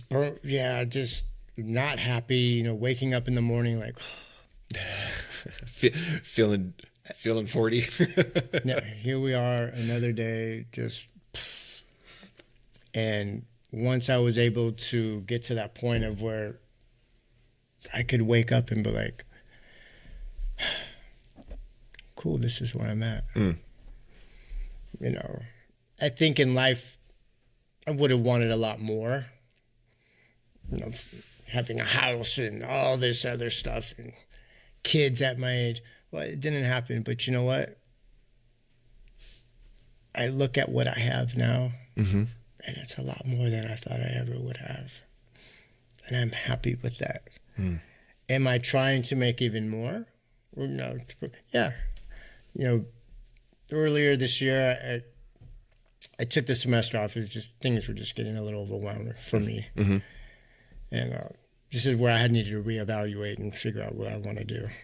So I just went back, and hopefully at the end of this month, going back to school. Nice. And it's going to be, my goal is to be able to help other people. And to be able to do that, I have to help myself, right? Mm-hmm. So every day I do my best, and that's what I can do, right? One of the things I always have to remind my boys of, and it's a lesson that I have yet to learn and implement perfectly in my daily life. Mm-hmm. But just the other day I had to have a conversation, or actually this morning, right before my kid left for a soccer game. I told him, what can you control? He goes, myself. I'm like, that's it. That was one thing that would drive me nuts. Because wanting to control a situation or know an outcome, because then my mind goes into spinning all the different scenarios, and it never was a good scenario. Nope. It was always the worst scenario. Yep. But you end up forcing to come into reality because it's the only thing you're focusing on. Yeah. You're manifesting that. Yeah. Yep. You put all your energy into thinking the worst possible scenario, stressing yourself out. And I don't know how many times I've done that. So stressed out. Or even like having a conversation with somebody, right? Mm-hmm. What that conversation is going to look like. And then all the different variations of the conversation. If they say this, then they'll say that. Yeah. Yeah. And then you build up this defense right off. And then when you already got the loaded. Here's my clap back. Yeah, so it doesn't come off like, hey man, I just wanted to talk to you and see what's going on. Yeah. You're ready for them to not answer in a way that you want, but now you're ready for that. Yep. And then you have an agenda, not intentionality. Yeah. And I don't know how many times I've had that. Mm-hmm. And then it's not that. It doesn't play out like that. And I'm like, man, I thought you were going to like come at me and be mad. And they're like, no. Yeah. I'm like, pfft. So even in life now, like I have to sit and go, well, I don't have control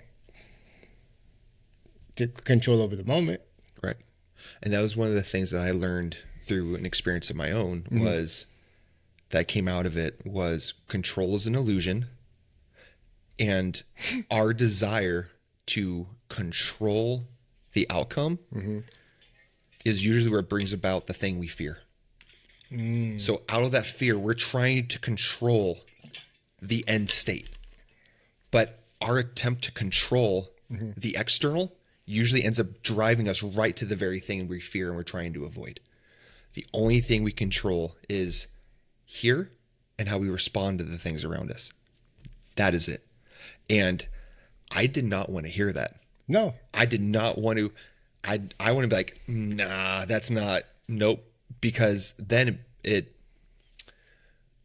turns that magnifying glass. I like to use the analogy of a magnifying glass or a microscope versus a mirror. Typically what we like to do is take our experiences and hold up like a magnifying glass against the person across from us and saying, see, it's because of you. But those types of experiences turn that magnifying glass in the mirror and say, listen, dude, look at yourself. This is the problem. Yeah. It's either here or it's here. We need to deal with it. Absolutely. And I've learned control leads to a lot of stress and problems and it's easier said than done going, but just release control. Really easy to say that. Really easy. But when something's going on that you don't want a certain outcome, you're trying to control it. Yeah, those or you want the answer, right? You're waiting on something. Yeah, and those patterns, those survival mechanisms the RPMs start revving up. Yeah. Yeah. I've laid in bed just imagining every scenario and outcome. Waking up stressed. Exhausted from what's running in the mind. Yep. It's like I didn't even go jogging, but I was jogging. I feel like I did. Yeah. Absolutely. Man.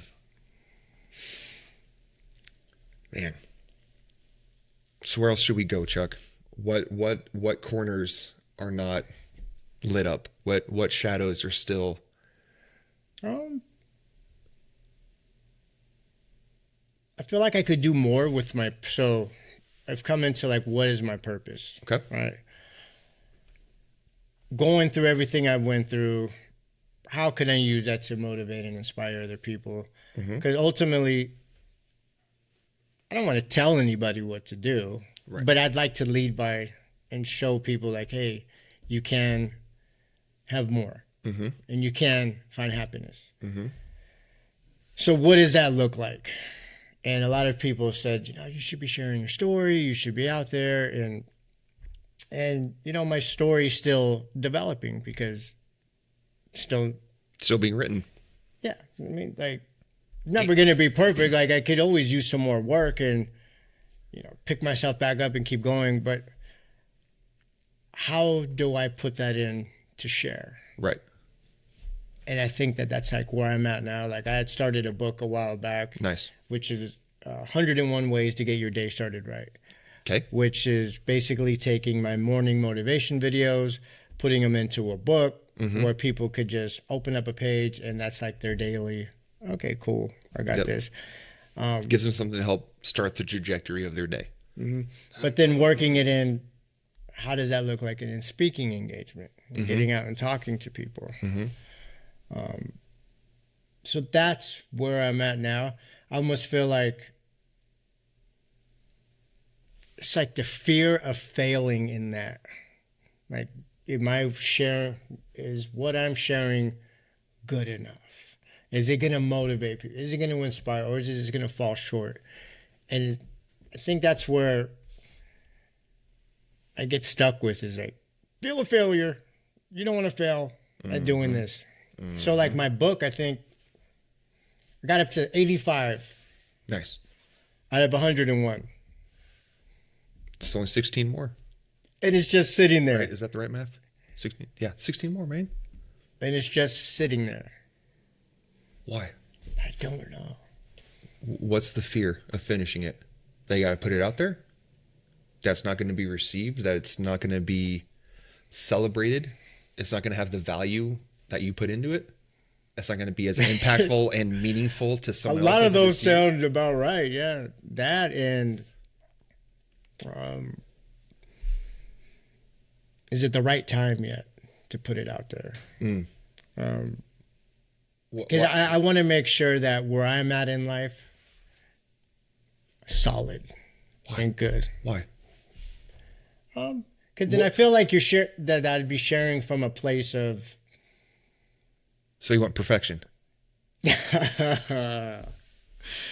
What in your history has led you to believe that it will ever be done? That it will ever be achieved? That level, those peaks that continually change. Oh, yeah, they continually change, right? So at which peak are you going to finally pull the trigger on? Well, this conversation now, I think I'm going to open that Google Docs again and add another entry in there. The thing, it's along the lines of progress over perfection. One of the things that back in the day, me and my business partner, we had a creative agency. Mm-hmm. One of the things we would continually tell our creative team was, perfect is the enemy of done. Perfect is the enemy of done. Yeah. Is the brief completed for the client? Yes. Are they happy with the product we delivered? Yes. Mm-hmm. Then we're done. Yeah. As a creative, because you're a creative dude too. Mm-hmm. As a creative, we can always do something. We can always do a little bit more. Mm-hmm. We can always massage and tweak and change. And perfect is the enemy of done. Finish, package, send. Move on to the next. Woof. This I struggled with getting out for years. And I finally got to the point, it's like, if I don't complete this, it will never get completed. I force myself to finish, publish, move on. Oof. This isn't perfect. This isn't what I ultimately want the setup to be. This isn't the lighting kit. This isn't the background. Like, this isn't what I want. Mm-hmm. Go. Put it out. Yeah. Make it happen. Perfect is the enemy of done. Just complete it, package it, send it, move on to the next thing. That is, and you've experienced and I feel like this is what I need to hear. You've experienced this before. Yeah. If you're constantly chasing perfection, nothing's ever getting completed and packaged. No. The momentum cannot start. And I should know this because this is what I say, and this is what I put in my videos too. But like, you do know it. I do know it. But the fear is distracting you from what you know. So I'm curious, what is that fear? What's that fear, my man? Right. Because we've all got that fear. It's almost like, because I put in a lot of work, right? Yep. With my jujitsu, my dedication, and everything. all that. But then there's like a lot of work with that too. It's like the fear of like, well, where am I going to find? Who's going to help me to put it together? The editing and what is that going to look like? Because I've heard some people, well, you have your book there, so I'm probably have to talk to you and figure out. Would love to help you. Yeah. Easy peasy, man. Like looking into that made me nervous. Yeah. Man, that's a lot. I can handle that whole back end. If you want to go self-publish, super easy. I can help you with that whole process. Man, you got your own books and everything. That's cool. Yeah. It's not easy, but I've done it, so I know the process, and it can help you out with that. And I think, like in that aspect, like you just said, it's not easy. Mm-hmm. That was It's a lot. Like, I really got a lot going on. That's a lot right there. Well, then that comes back to kind of something that we said earlier before, is that when something starts to feel not easy, what do? Ripcord. Yes. Why? And hold on. Don't try to move on. There's something in there you're avoiding, my man. There's something in there. It's so maybe because like I'm not good enough for it. Or I don't know. I need to start digging into that. Well, here, let me go grab a shovel. Oh. What about your past? What about what you've experienced? What about your own failures or the things that have happened to you on the external that have happened to you? Maybe it's like holding on to the past because I did self-sabotage, but my life now is not that. Well, you're self-sabotaging now by not finishing that book. Absolutely. Yes. Thank you for putting it. Yeah. And because Chuck, man, maybe this is what I needed to hear today. Your thoughts and who you are. I'll say it this way: not even what you do and what you say. Who you are is valuable to the people around you, and not because you're motivational, not because you're positive, not because of any of that shit. It's because you're Chuck. Your value is innately in your Chuckness, not in the shit that you do for the people around you, and not the content and the positivity you put out online. It's you. Never heard that, the Chuckness. The Chuckness? Yeah. It is your innate being, motivated and positive or not, that makes you valuable to the people around you. It's the honesty of who you are in that moment that motivates the people around you. Not always being positive. Yeah. Just you showing up. When I see you at Jiu-Jitsu, I'm like, yes, we're gonna have good training today. Not because we're gonna necessarily get after it, not because you're always gonna be amped up or stoked, but because of you. Not because of who you are and what you do. It's just you. Your presence is valuable. Thank you. Your presence, not any of the stuff that you do out of your presence. You just being present here now is valuable to me. Seeing you at Jiu-Jitsu is valuable to me and the rest of the team. You don't always have to be doing, and you don't always have to be doing perfectly for your value.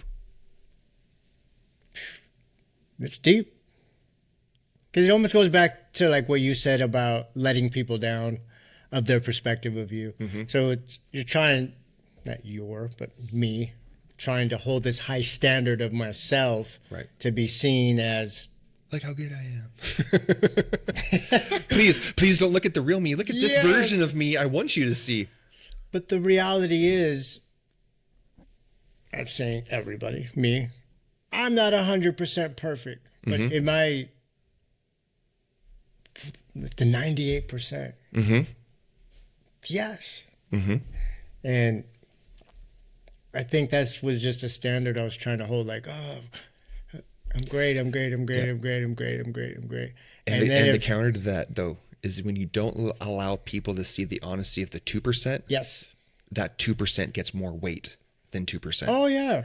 Because it almost feels like it turns into a 800-pound gorilla when it's pushed away into the darkness. And so if we don't allow people to see, I'm not saying everybody, I'm not saying even necessarily put this out online as part of your motivation stuff, but there's somebody in your life who needs to see that 2%. So to that, I do. Good. I have people in my life that whatever is going on, you can just, yes. Good. Like, because I feel like they'll know what's going on with me. Good. And they're there to motivate and inspire and even just like hear me out and just, well, okay. And no matter what you're going through, we love you, support you. And I think that was something in the past I feel like, well, if I share, you're not going to support me anymore. You're not going to be there. You're going to end up pushing them away. Yeah. And I've come to find out that it's only made some relationships stronger. Yeah. And I literally have heard there's nothing you could do that's going to make me think any differently of you. I'm here to support you in whatever you're going Wait a through. second. We need to go back to that. Huh? There's nothing you can do that would make me not want to support you. Because they love me for me. The gap of that you experienced earlier in your life, Oof. is that what led to those spirals? Like, did you have a significant gap in your life when you, like, whether it was true or just internally felt by the dialogue? Was that something you felt was truth for a good portion of your early life? I think my mind, well, because I know for me, it's my internal dialogue. no, yeah. That's saying this is reality. It's not the reality of the people around me. Some people, yes, but not people that I actually. would say it's an internal dialogue because my family's always been there. Okay. Whether or not they were always happy with me. Right. Something different. Yeah. Yeah, because of me. Right. You know, me. At the end of the day, I could always, I always knew my family would be there. Right. But towards the end, there's only so much you can ask for. Right. You know what I mean? Like Yep. asking mom for help or this or that, or just asking help of the family after so much. It's just like, dude, get it together. Right. Right? It's like, well, what is that? I don't know what it is to get it together. But yeah, there was a gap, and I think that I also created the gap. Right. Because then I went to Texas. Like, oh, well, out of sight, out of mind, do what I want.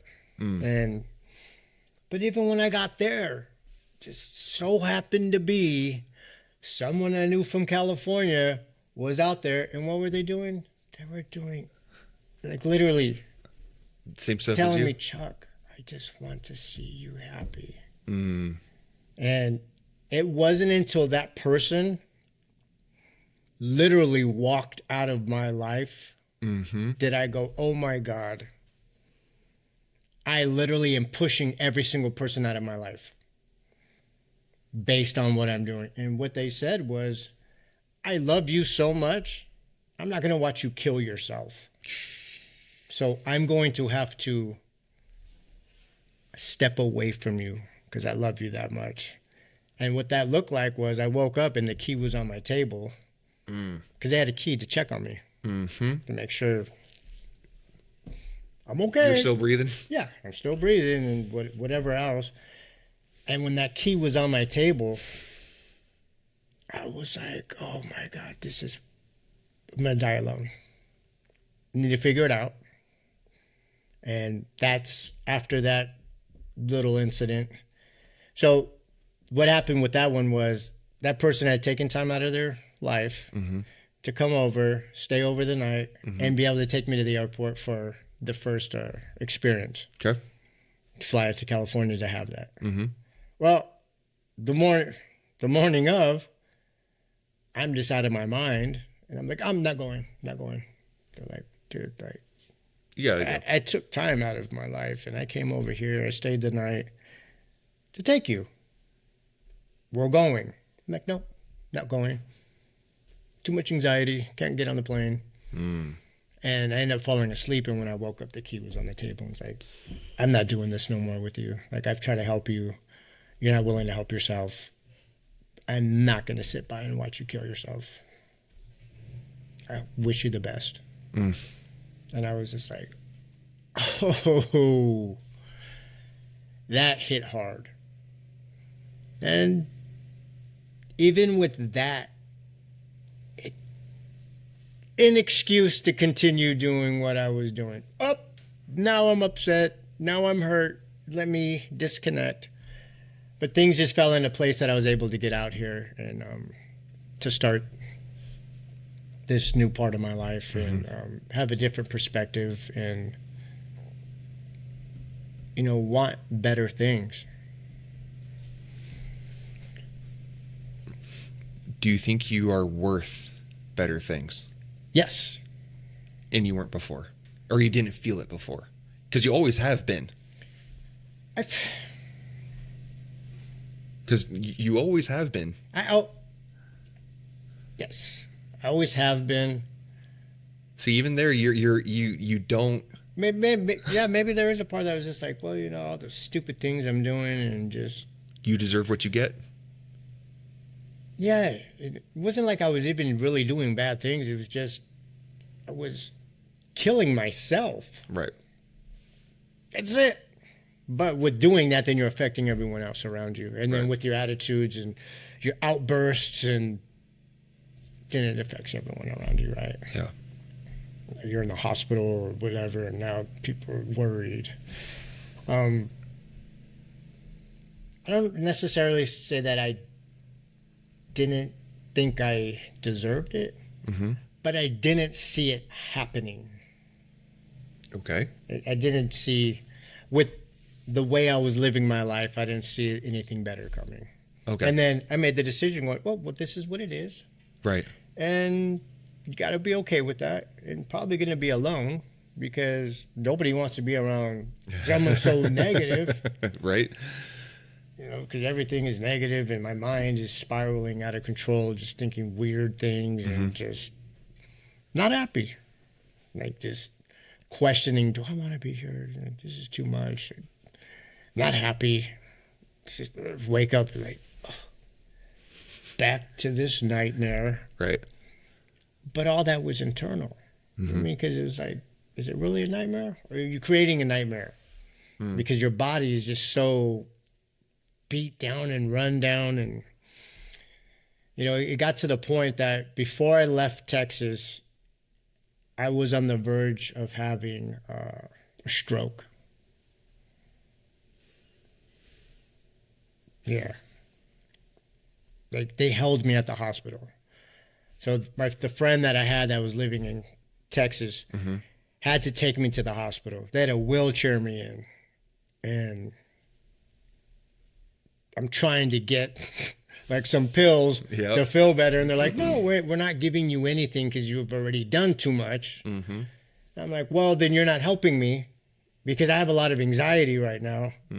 I need something to take the anxiety away. And they're like, no. No, you need to feel it. Or you don't need to be distracted from it. You need to go through it. Well, it wasn't even that. They were just saying that it wasn't, I guess, health-wise, like. Oh, it would have done more harm than. Well, that's what they were saying, and I didn't agree. I didn't agree with that. According to my medical education, my medical expertise, I need what I'm asking for. And they were like, I'm like, well, I'm leaving because you're not giving me what I want. I'm out. They're like, you are not leaving. We're holding you here because you're on the verge of having a stroke. So that's like where I was at with how I was taking care of myself. So I knew prior to coming out to California for the experience that if I don't do this, I'm not going to. You're probably going to die. Oh, yeah, I had that in my mind already. Yeah. That was it. So it was like, you're going to die if. How many roadblocks were in that first experience? Either external or like to get to it? To that first one. Like with this hospital visit with the stroke, was this prior to that first one? Yeah. So is all these things kind of being put up to almost? No. So that was just prior to me, I think, even having the conversation about it. This was, Okay. The roadblock was stopping between your ears. Stopping doing what I was doing, and that's why I needed the experience to stop doing what I was doing. And that was the hard part, because it was hard. I've done it for so long that it's continued to do it and do it and do it and do it. And then when you stop doing it, you don't feel very good. And it's horrible and feel like crap. Yeah. It's almost like you feel like you're dying. Depending on. Yeah, you want to. Yeah. God, you're just laying around. You can't sleep, and thoughts and just. But luckily, I was able to make it out, and it started the process to get to where I'm at. There was a time in my life several years ago where nothing was working out. And the level of depression that I had at the time was moving from my bed to the couch was a win for the day. That was a successful day during this time. Okay. And I'm going to share the thought that I had at the time to see if it's something that's familiar to you and what you experienced. Never once in the history of my life have I ever contemplated ending things. But the thought that came into my mind was, if this is my life, I no longer want to live. Mm-hmm. Not that I want to be the initiating factor in that scenario, Mm-hmm. but it was more of out of a desperation of if this is going to be what it's going to be, I don't want it. I don't want it. And I remember asking God at that time, listen, man, you either have to heal me or kill me, because this cannot be what it's going to be. Yeah. Is there anything in that is familiar in those rough years and those rough patches? Well, for me, that was always a thought. I'm going to end it. Okay. And there has been many times that I try to make that happen. Just never worked. And, I'd find myself like in between slipping, and somehow it would always come back. And just don't want to get into all the details of all that. Right. But numerous times. Were you grateful or disappointed? Disappointed. Really? Every time? Big time disappointed. Because I wanted to check out. You wanted it to be over. Yeah, but there was a one time that during one of those episodes, I saw through the eyes of my family members finding me, and the pain that I felt was the most excruciating pain I've ever felt in my life. And it was through their eyes of them seeing me, finding me. And then a voice came in and said, you don't have the right to do this. And whatever was happening in the moment, I popped and alleviated whatever was happening. And then I laid on the ground for like 2 hours. And it stuck with me so much that I didn't attempt that way anymore. Right. And also, I think I had the fear of the pain. Certain ways it's going to hurt. So it was almost like being a wimp. Like, okay, well, you want to do this, but yet you're not really willing to go through and doing what it really takes to make it happen. So I substituted pills. The distraction and the escape. Well, to still make it happen. Pills. And Gotcha. it was like, well, if I continue down this path, it'll just not Eventually it'll... Yes. Yeah. Like, I'm not going to intentionally, but if it just so happens... Yeah. Whoops. Yeah, and there's many, like, things that I was doing that you mix it together. Like, they're like, I can't even believe... You're still here. They're like, doing all that together is dangerous. Like, I don't know how you're there. Right. I don't know either, but wake up a day later, you're like, oof. When you wake up, you're like, oh, didn't work. And then it got to the point like this. Okay, so we're done with that. I'm not going to do it. Then I'll just keep doing this. And then time will play its role and we'll get there. But is that a thought now? No. Not even close. What changed? What changed was when I went in for that experience, and the love when it showed me like what love could look like and what joy could look like and what happiness could look like, and that feeling that I had within my body of what that feels like, like better than any alcohol, any drug. I'm like, man, so this does exist. Is she gonna have it like that every day? No. Right. But is it there? Yes. Do you have to work on it? Yes. But I saw what the potential in life could be. And I'm like, I want that. Because then you wake up the next morning, cool, feel good, you can smile on your face.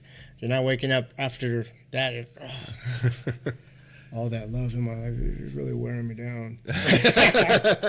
You know? Oh, man, everyone supports me. Oh, this is exhausting.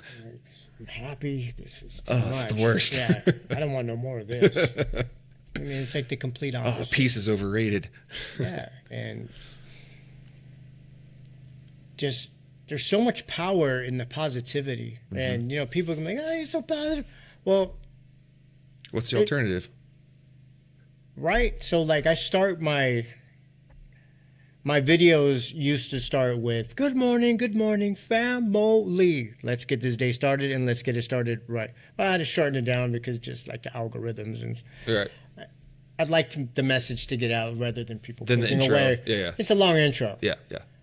But the part of it is, let's get this day started. Let's get this day started, and let's get it started right. It's a mindset. Is every day going to be the best day? No, it's not. This is unrealistic. But could you make the best of what it gives you? That could be hard, right? Because if something goes not your way and It goes really wrong. yeah, something really bad happens that day, how do you look at that in a positive way? Well, you know, each scenario would have its own way. Right. You look at it, right? Because some things happen and you're like, how could I look at this positively? Like, this situation is bad. Right. Someone got hurt or whatever. What is good about that? Well, it's funny because it sparks something in my head of, I can't remember if it was on a podcast or a video or a book I've been reading. I can't recall. But there is what is, and then there is what we say about what is. So there's a situation. It's just a situation. We look at it as bad, good, positive, negative, and we remove the what is from the equation, and we start putting labels on it so that we can comprehend it, we can digest it, we can use it. Yeah. Do you ever try to look at situations as it is what it is without putting the label of good, bad, positive, negative?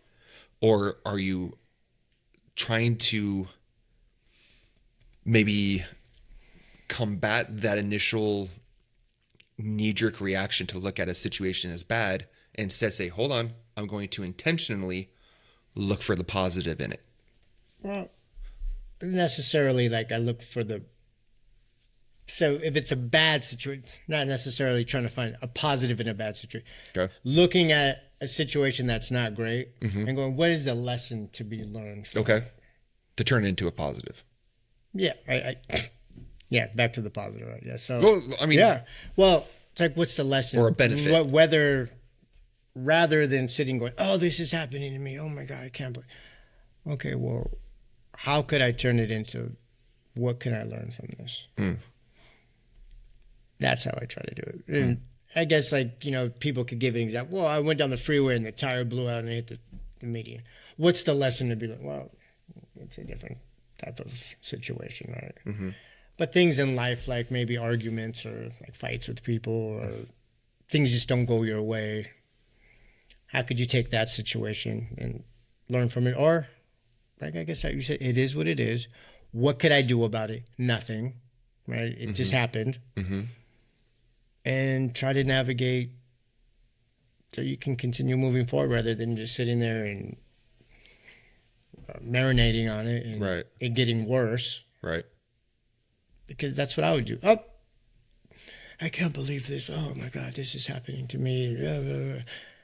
Rather than trying to find a solution around it, like how do you navigate past it?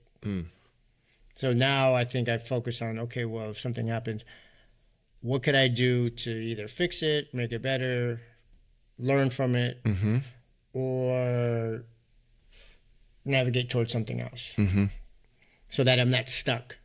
Yeah. In that. Yeah, I mean, and that's a hard thing, man. Taking something that, and it's something that I share with my guys at work all the time. Is like, hey guys, it might not be our fault, but we're going to take responsibility. Like that's our job. Yeah. For our customers, we're coming into a situation we did not cause. We're coming into a situation that is not our fault, but we're going to take responsibility to find the solution. It kind of goes along those lines where we're like, hey, this scenario, this situation may be completely outside of my control, but what part of it in there can I learn from, use as fuel, or take responsibility for? So if another situation or scenario comes down the pipe, which more than likely, statistically speaking, probably will in this life, how can I be better prepared to respond to the situation instead of reacting to it?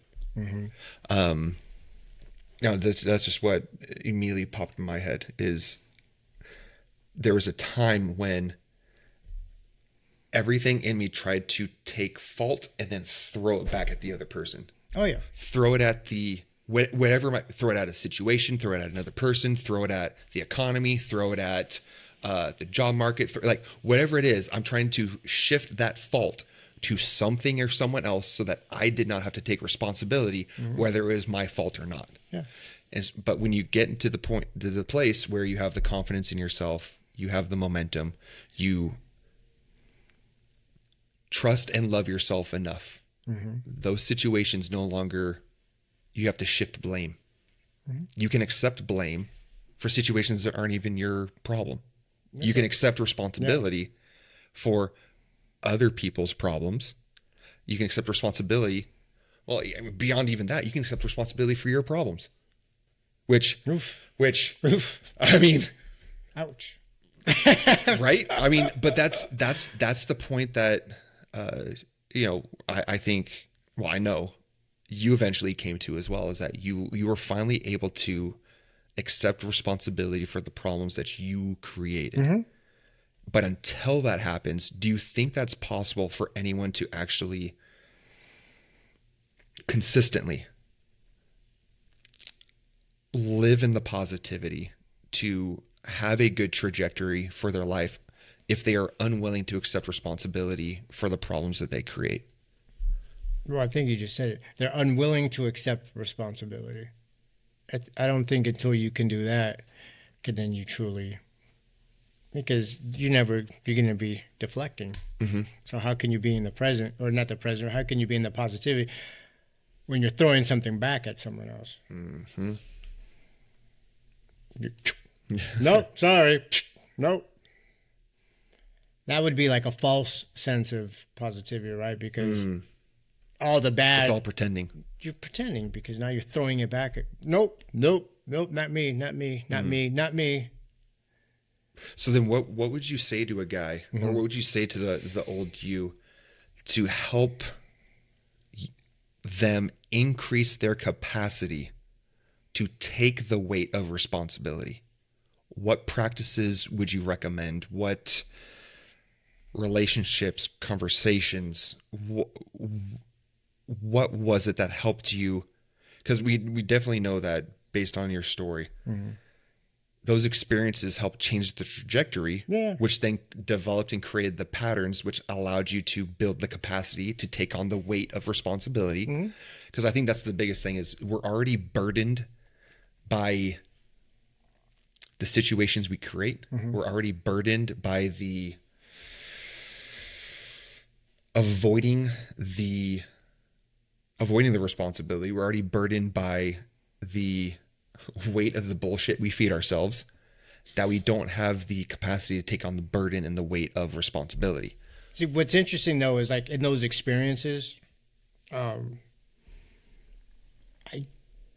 it's very, for me, like back to me, for me, it's hard to see how you could replicate that in life because a lot of the things that come up that are traumas, you release during those experiences. And it's like almost like a rewiring of your mind and your brain, the way that you think and the way that you see things, because you're able to disconnect and see from a third, like looking in on. And in life, the way of thinking for me is like in a box. You can only see so much. But in those experiences, I was able to jump outside and look in, which helped with me moving forward towards the thing.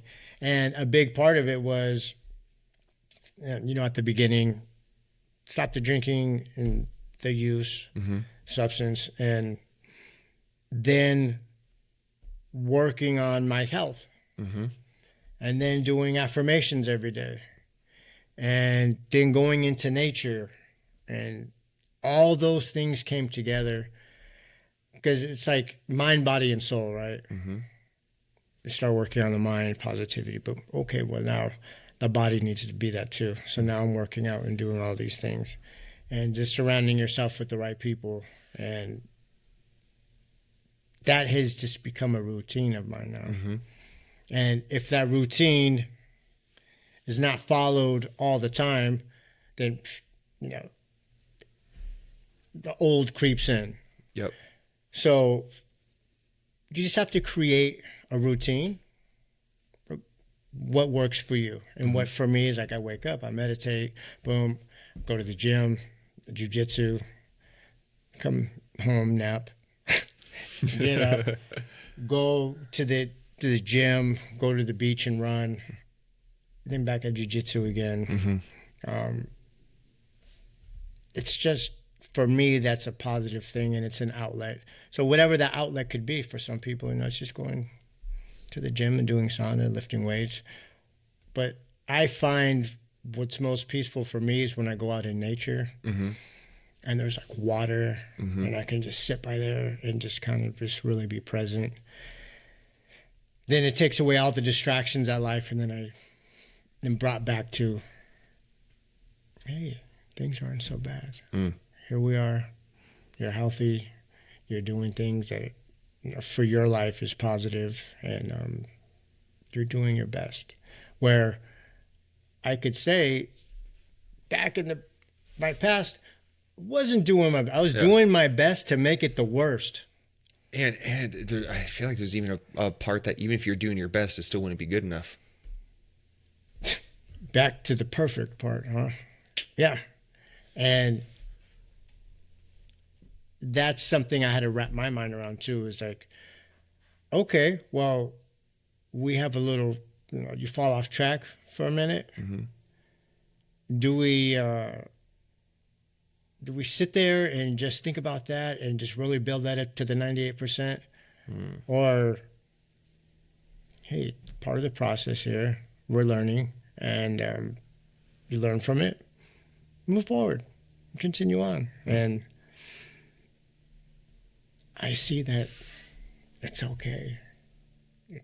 But also there is that perfect part, right? Yeah, there is.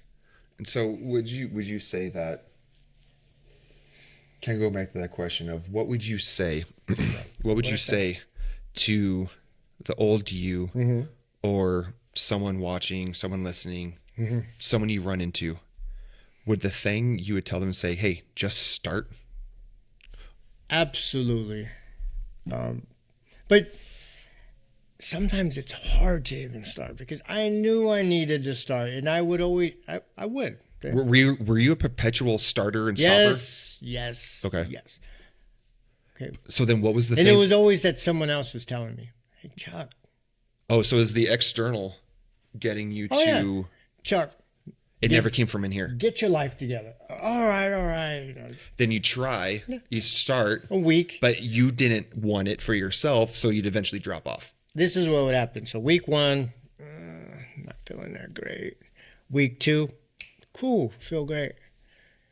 well, I deserve to go to the bar or something. And, I earned it. Yeah, I earned it. I'm going to go grab me some Good food. enough. Yeah, this is good enough. I'm going to go have some food, get me a drink. Right. And then it start right there and then off to the races. Totally derail you. Oh, within like one drink, like Yeah. 2 drinks, it was just like, okay, cool. So we were good for 2 weeks.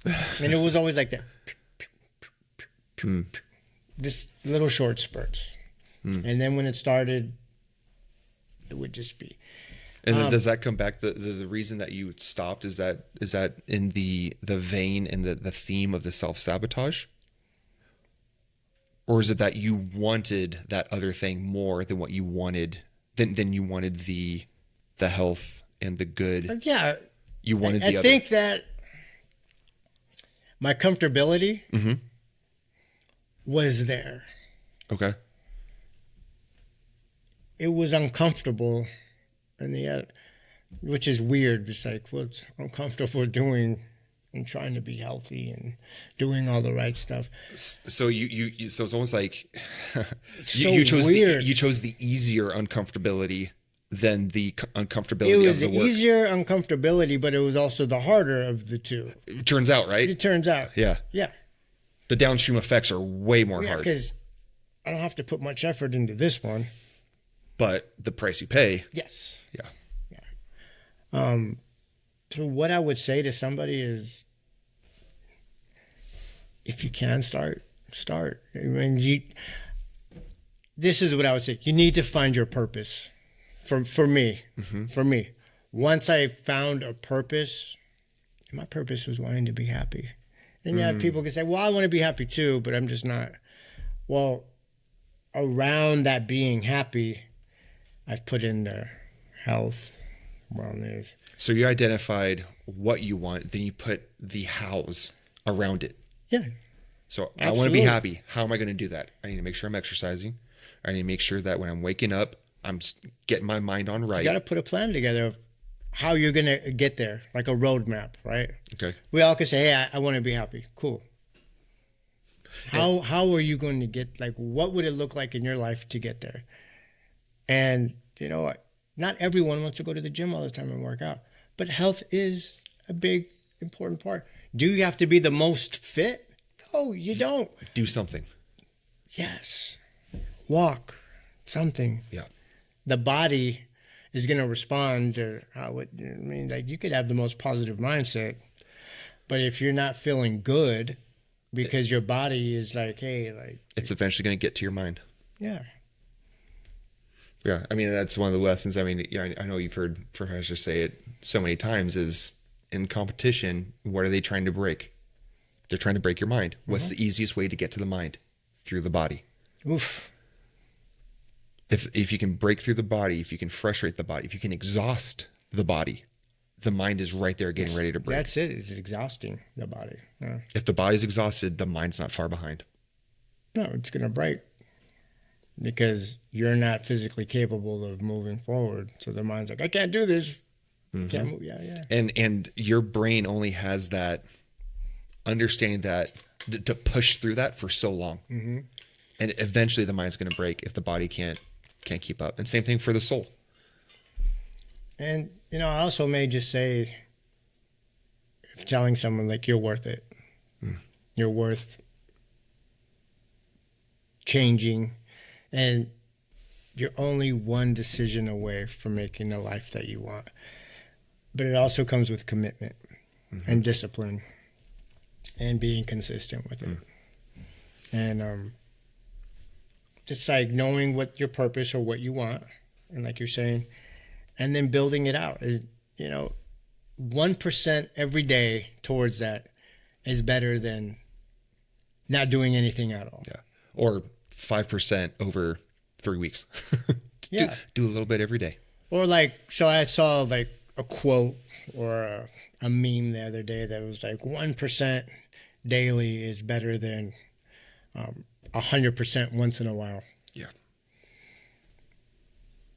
But I think, how about back to, for me, I wanted everything right now. And without earning it. Yes. okay, cool. So I'm going to change right now. So I want all the good things in life right now because I decided to change. It's not how it works. Well, yeah, like, so this started back in 2020 and here we are in 2026 and I'm still having to adjust and do things. It's just an evolving journey and you have to adapt and be willing to adapt and change and go, okay, well, this is not working. Let me go with this.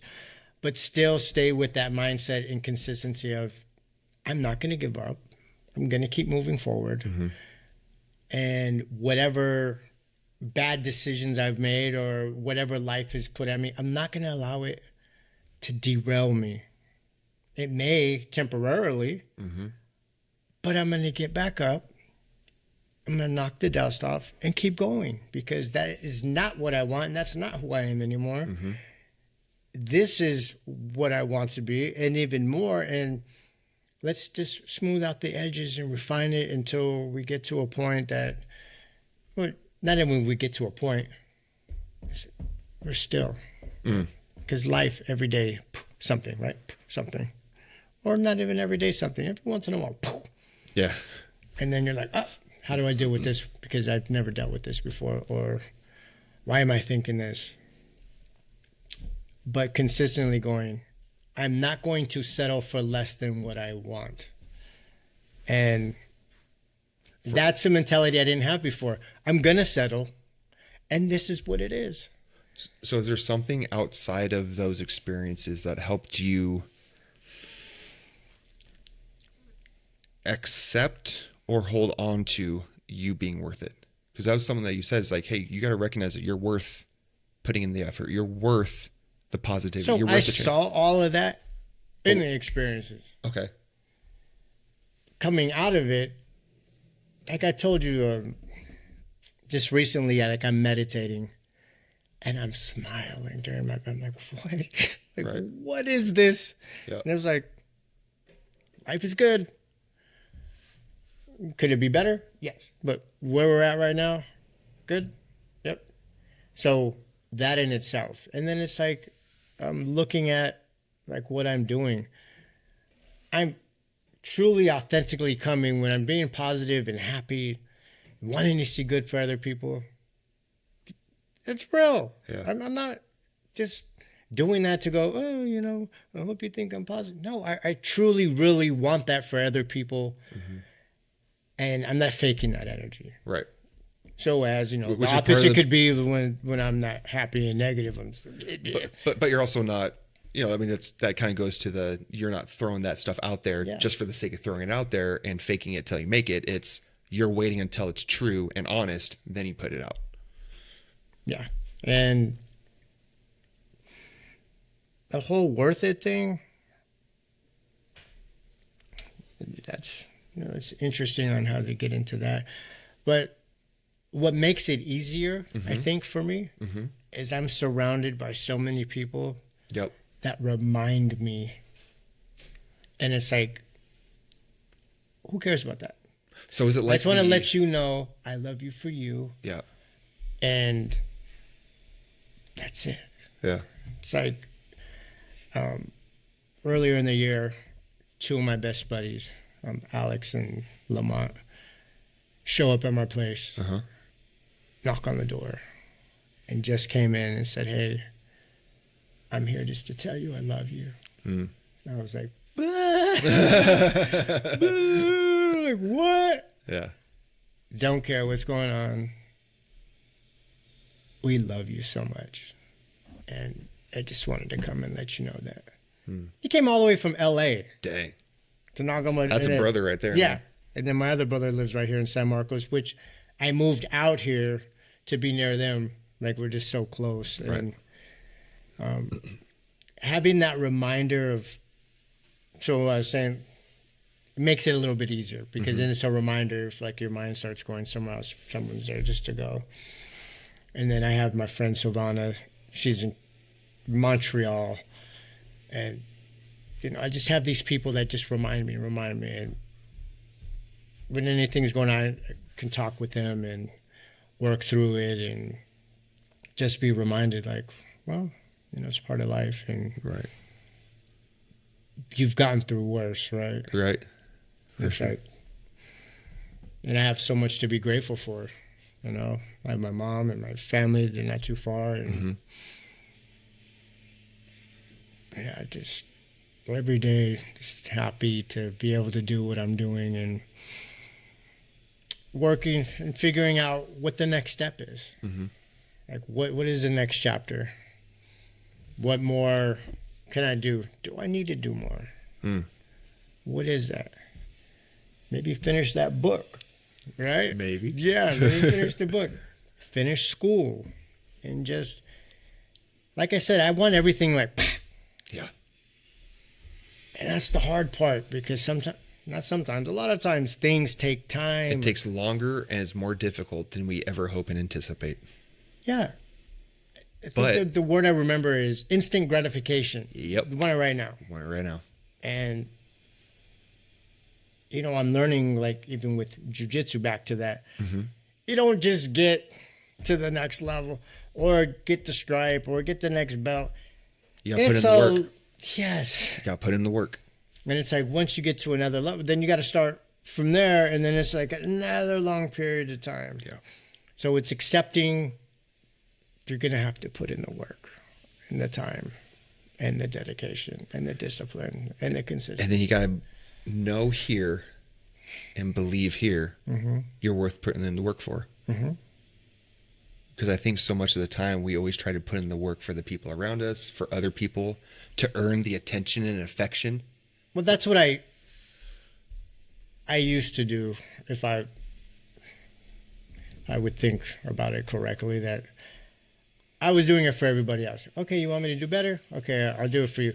What was it, to get their attention and affection? Well, just or what to was... please them and make them happy. But at the end of the day... But what were you hoping to get? Like, from their happiness, what were you hoping to get in exchange? People didn't worry, or maybe... I'm not going to use the word bother me, but to maybe get off the radar of having to worry about me or what's going on. And okay, you're doing better. Cool. Or maybe even like being judged or seen less than. But when I did all those things, I internally didn't accept that because I wasn't. You knew who you were. Yeah, and they'll always say, well, you got to hit rock bottom. Well, this feels pretty rocky. It's funny because my buddy's wife would say, well, rock bottom has a rock bottom. Yeah. There's levels to the bottom. There's levels to the bottom. And even as far as I'd go, like, it still wasn't enough. It's like, okay, well, your health, you're about to have a stroke. Stop. No. It was, I guess, like, internally, it was like, well, if I keep working towards this, at one point, we'll be done. And no, I don't accept that. And I think my whole thing now, when I look at everything, I'm not willing to settle for anything less than what I truly want. And that's something that I couldn't say I'll do in the past. I would just settle. Oh, well, this is good enough. This is no. Yeah, I won't settle. I want, and I think the settling part is happiness. I want to be happy. And what does that look like? It looks different for everybody, right? Yep. Could be peace. You know, for some people, happiness, maybe having a house and kids. And we all have a different scope of what that happiness looks like. Right. And mine is being at peace and doing the things that I love. And I truly enjoy inspiring people and sharing parts of my story to, you know, hopefully motivate other people. Because I've received messages and DMs like, man, I needed to hear that today. Thank you so much. Like, and that makes my day. Like, I'm just like, man, cool. Right. You know, it's not reaching 1 million people, but if you reach one person, that right there in itself is amazing. And I don't do it from a place of ego. I just have been such in a dark place that I was like, oh, I'm not happy. I just hated life. You want to be useful. Yeah, I do. Yeah. Truly, authentically, really want to be useful and help change the trajectory of someone's life, so that way they don't feel and experience what you lived through. Yeah. Or if they're going through something, letting them know, hey, there's a way out. Or it can change. It can change. And it's amazing because in life, so many things I'm like, oh, it's never going to change. And something happens and you're like, what has happened? Life can just go. Yeah. And every day I'm just trying to build and become stronger and whatever I can do to be better. Take the bad days and use them as lessons to rebound and make better days, and use them to make better decisions rather than going, oh, and then over and over and over and over. Yep.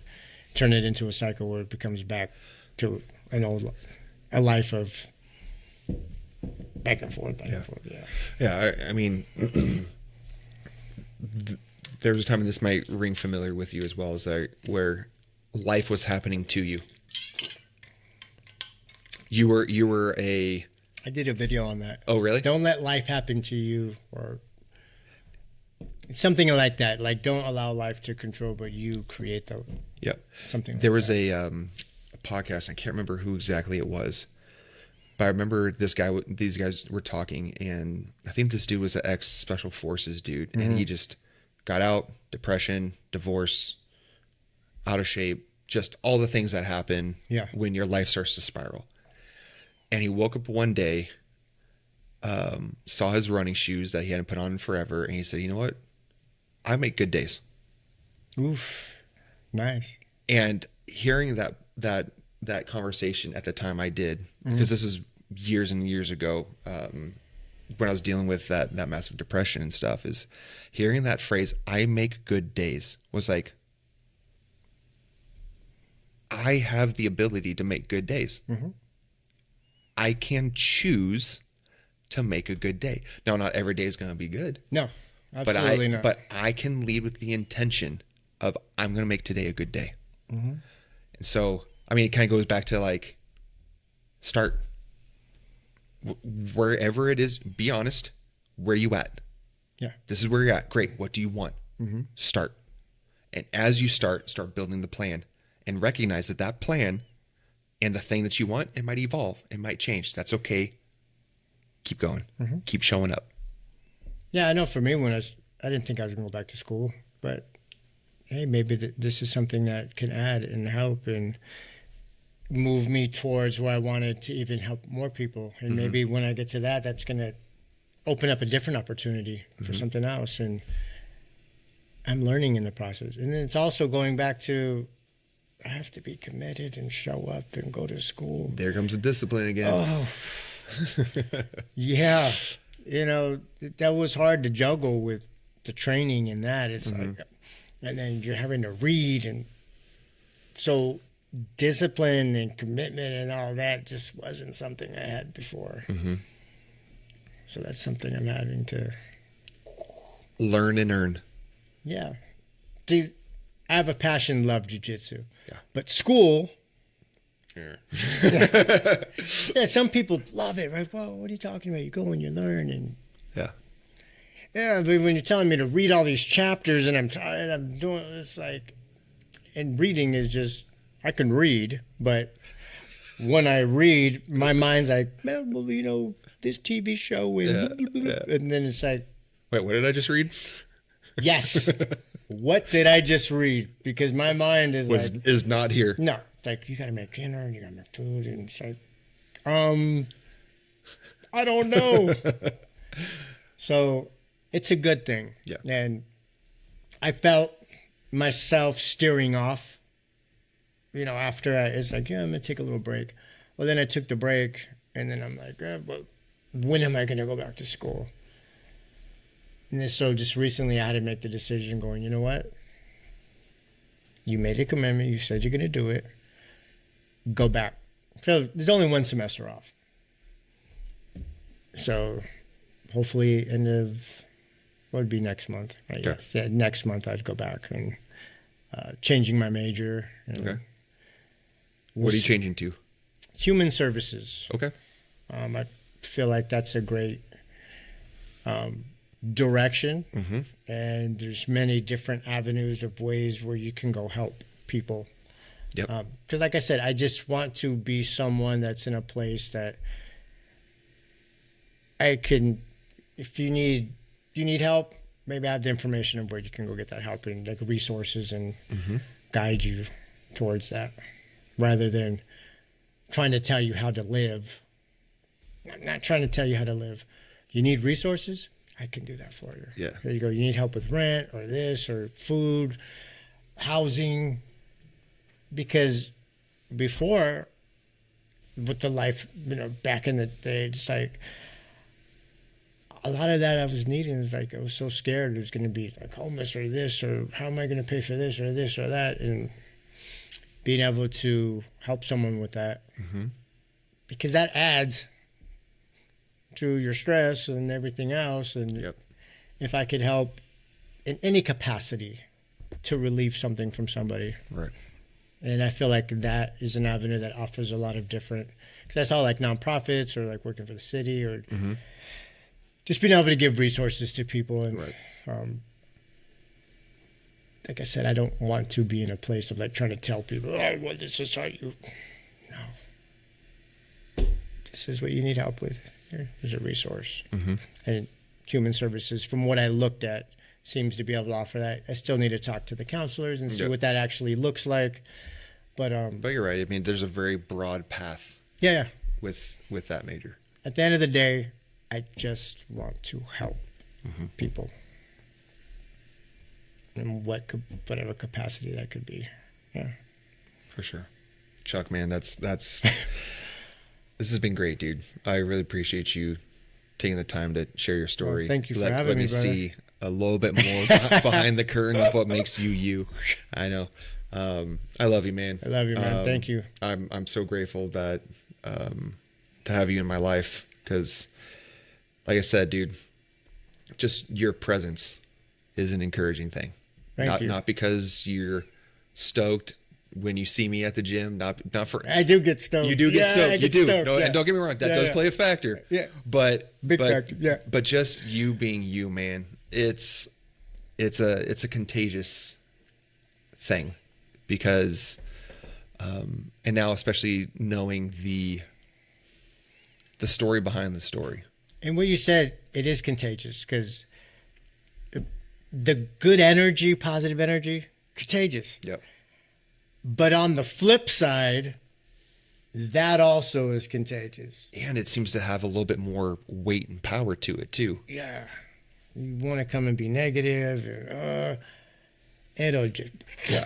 Because I feel like naturally many of us are just looking for the opportunity to wallow in our negativity. Yeah. If we got someone who's next to us negative, oh sweet, here's a buffet of negativity. Here we go, and we just eat all of it. Yeah. And I don't want to project that or be in that negativity. I don't need that in my life. When that arises, I'm going to self-reflect and figure out how to get back to the 98%.